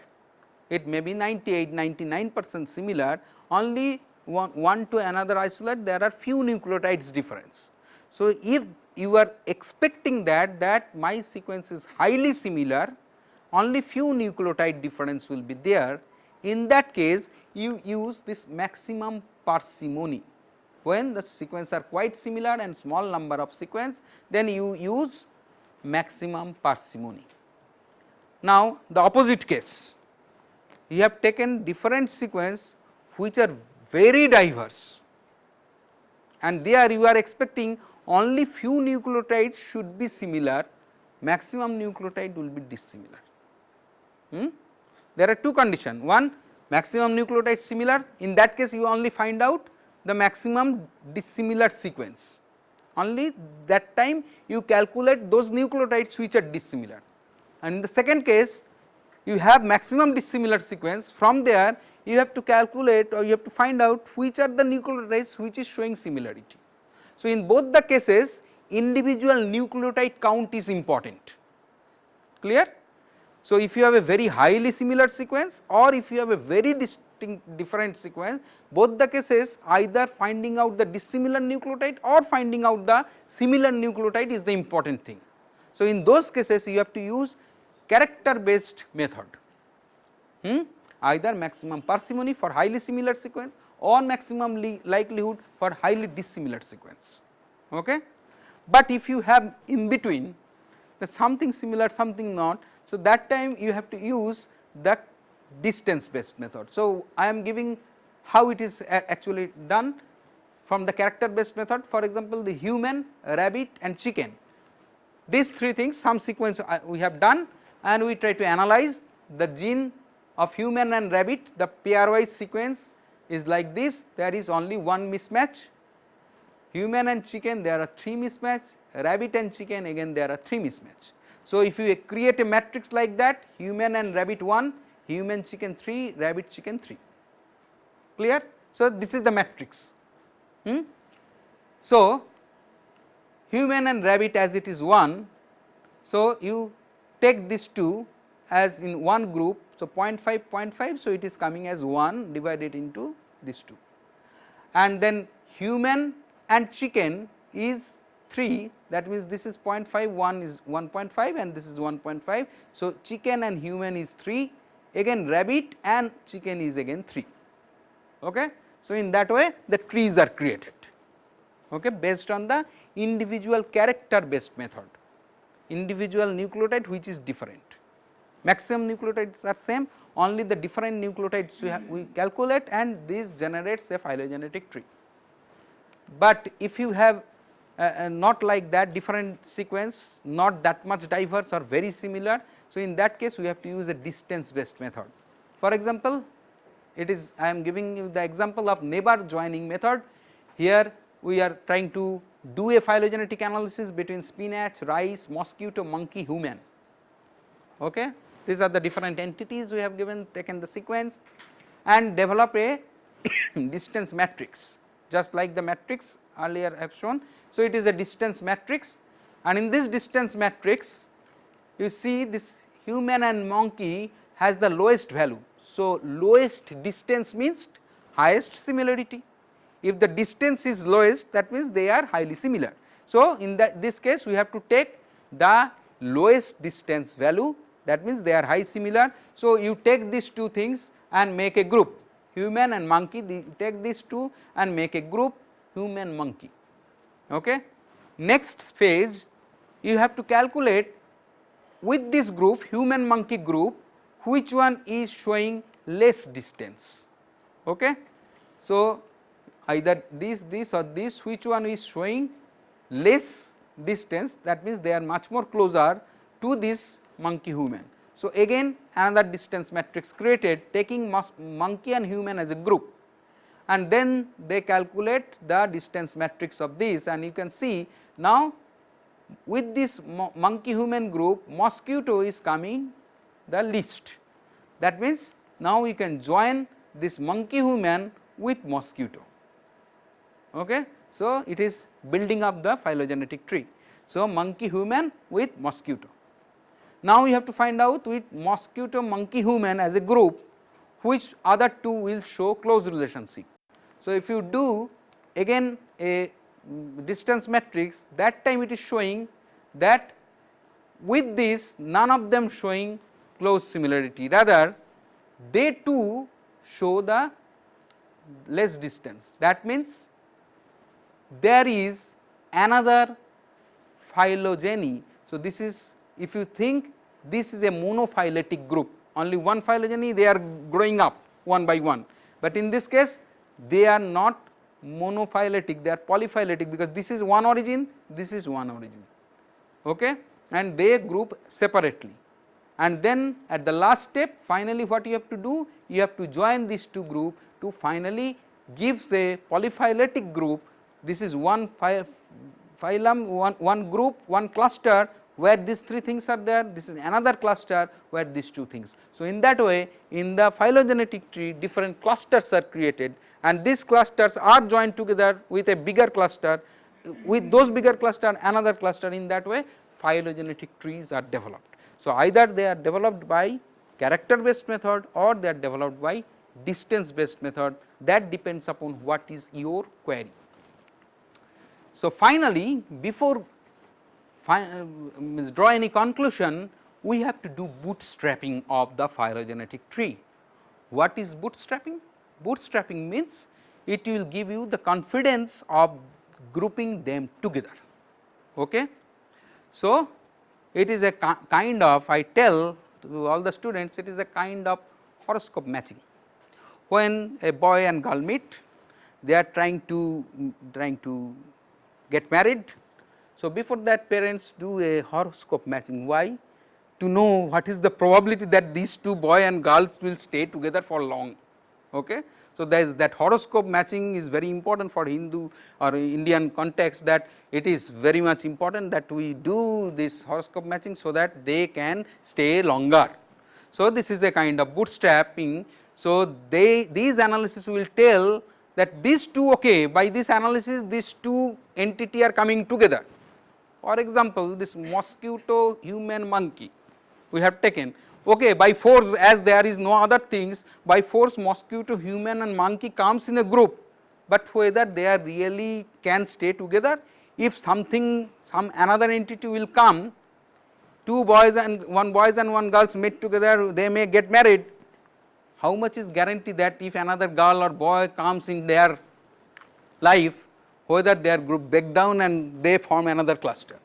Okay. Similarly, whether this monkey human mosquito they stay together, or if another animal or another sequence we take, they may form another group and left the other group.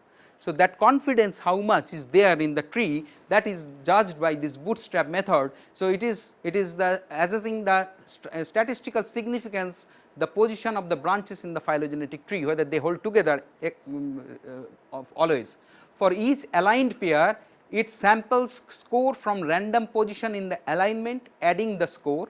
When all the pairs have been sampled, it converts the score to the distance and compute the tree, and in that way several times replication they do. How actually they do, you just see, for example, sequence A, B, C you have taken and 0, 1, 2, 3, 4 is the position, they analyze by like this position and first they generate a tree like this, and then they resample this tree. Resample means now after 1 they take the position 5, then 6, then 2.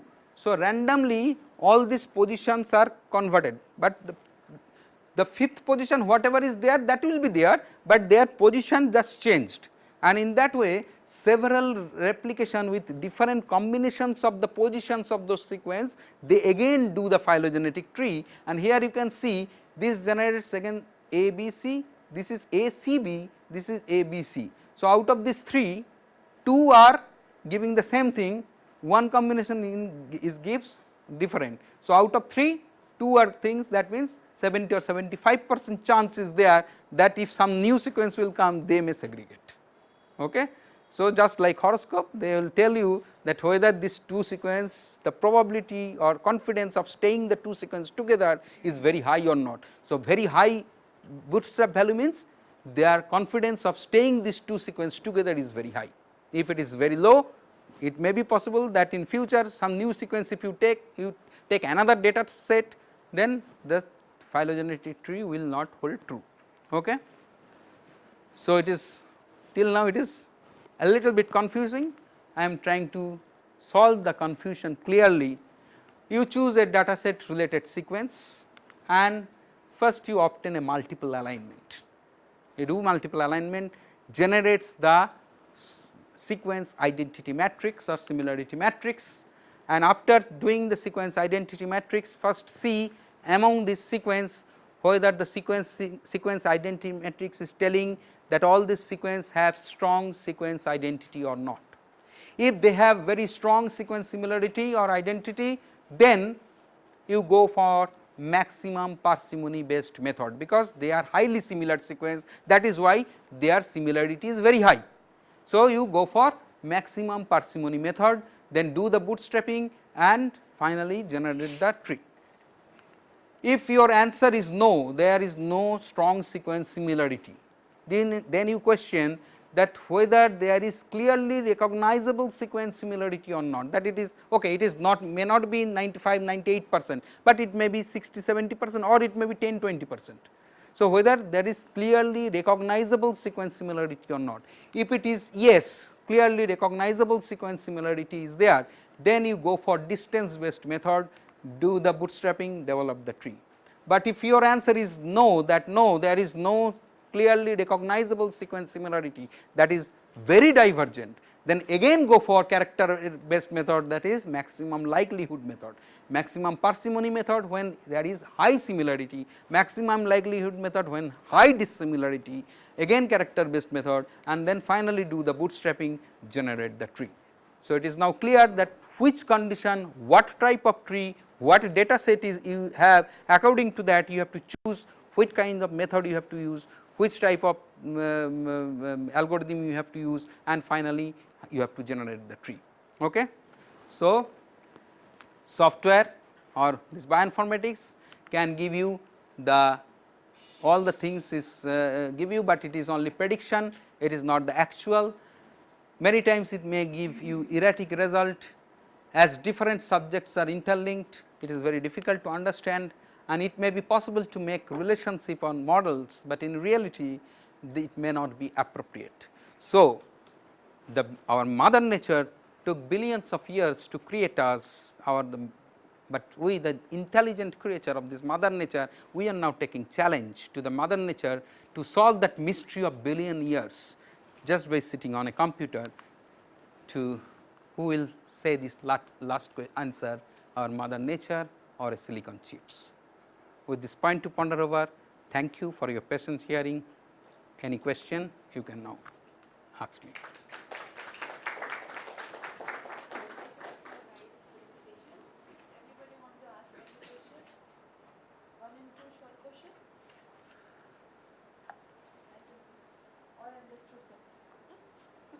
Yes.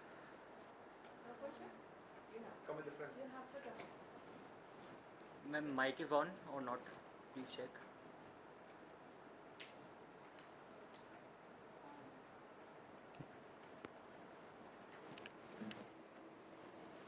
Anybody, if you have question, write down, come and we should discuss.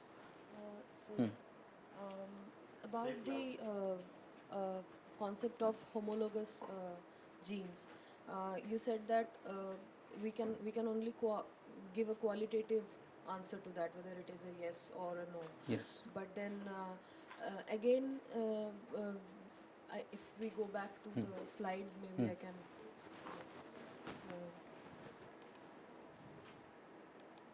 Okay. Which one tell? Where you have told that after this there is sequence. Our target is to find out whether there is Whether homology is there or not. and then that we can do through checking how much similar they are or to search the identity. But then because you said that all genes can be similar, but they may not be homologous. So, that is why when we will do this sequence similarity or identity, for example, when you do the blast analysis, I told you that if you do, you may see that your sequence may show some similarity with a human genome. Many times we observe that a pathogen genome, a particular stretch of sequence, but you have to know how much. In an entire sequence, only few 10, 20, 30, 40 nucleotides it may show similarity. That does not mean that it may be similar, but it does not mean that they are homologous. Okay, similarity may be there, but how much? If you consider that global alignment, how much similarity? That is why through only local alignment we cannot tell like that. So, if you do a global alignment, that time you will realize similarity is there, but it is very less similarity. So, less similarity does not means qualify for the homology. High similarity as well as there may be ancestral relationship, then only we can consider this sequence are homologous. Only similarity does not qualify for the homologous sequence. Both the things has to be there, the ancestral relationship as well as high similarity. Okay. Any? Yes, please. Any more questions? Please come forward.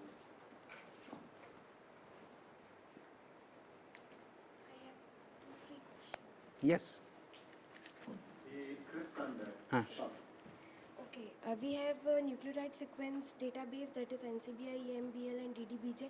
If we are getting same sequence and same data in all three, then what is the basic differences in all three? If we are getting the same sequence in NCBI, if we are getting the same sequence in EMBL, then what is the differences between? It is just for the initially first the database was created in under NCBI in the US, and as a competition EMBL also created a sequence database.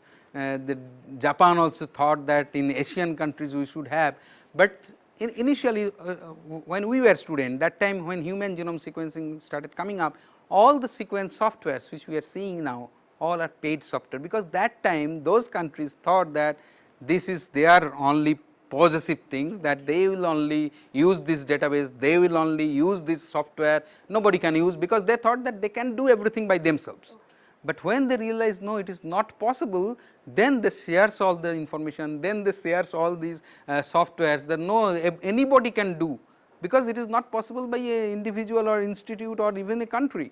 So, all the country, that is why now all these things are means shared their information together, so that they can use. We can use any of them. Any of them. My next question is, if we are inserting the gaps and it is decreasing the score value, then Yes. we are using it and for the alignment? Because if we are not giving gaps, then different score value will be generated, and there may be, even after putting the gap, then the score value may be even higher. If you are not putting the gap, the score value will be lower, because in that time the match sequence percentage is lower, so score value will be lower, but if you put the gap, score value will be higher, definitely there will be penalty. After reducing the penalty also the score value will be higher, because you are increasing the match. But if it is mismatch, their negative point is much more than putting a gap. So, you have understood that if you put a gap, suppose that time you have to give penalty of 10, but if there is a mismatch, you have to give a penalty of 50. Okay. Okay. So, you have to increase the match, so that by putting the gap, so that even if 50 we are gaining the point, by reducing 10 points also we are gaining the 40 So points. this is all used by blast and local. Yes, if you, when we will do the practical, that time we will see, we will do the blast analysis. At the end of the page, if you go, that time it will show you that how much is the open gap penalty, how much is the extend gap penalty. Even when we will do the mega or bioedit sequence alignment, that time also it will be written that what is the open gap penalty, what is the extend gap penalty. So, all this the information is given, because software will do, and according to that, if gap they have to create, then they have to give some penalty. Okay. But you have to reduce the mismatch value. Okay, since sir is sitting here only in biology, whenever you have a time, go and discuss with the questions whatever there in your mind. And also we have a practical, so That time also. maybe you will be practicing this multiple alignment and the molecular phylogeny, you generate a dendrogram, the tree cluster diagram. So at that time you can interact with them. If you have many more questions, so you just jot down those questions in your notebook, you can send it to sir by email. When he comes for practical, we can take up those questions one by one and try to answer all those questions. Okay. Anyone?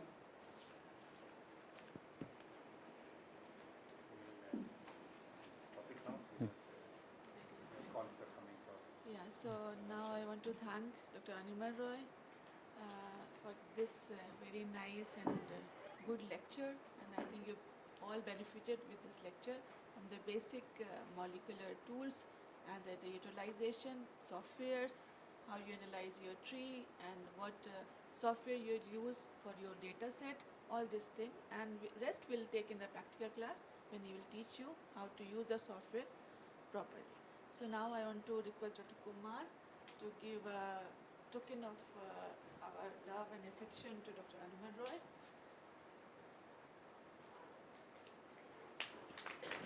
Thank you. Once again, I done a wonderful job.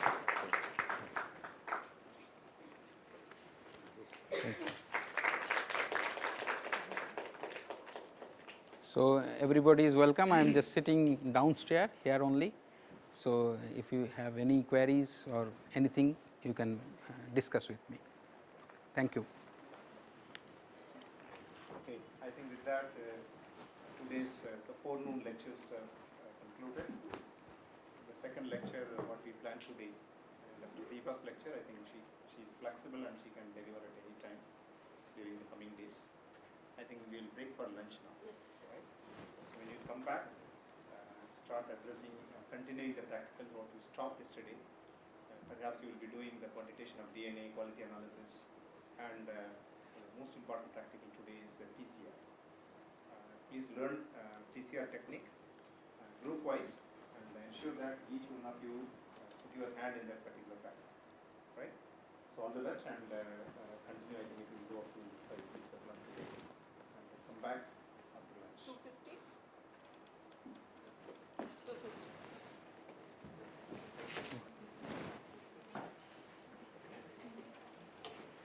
Stop.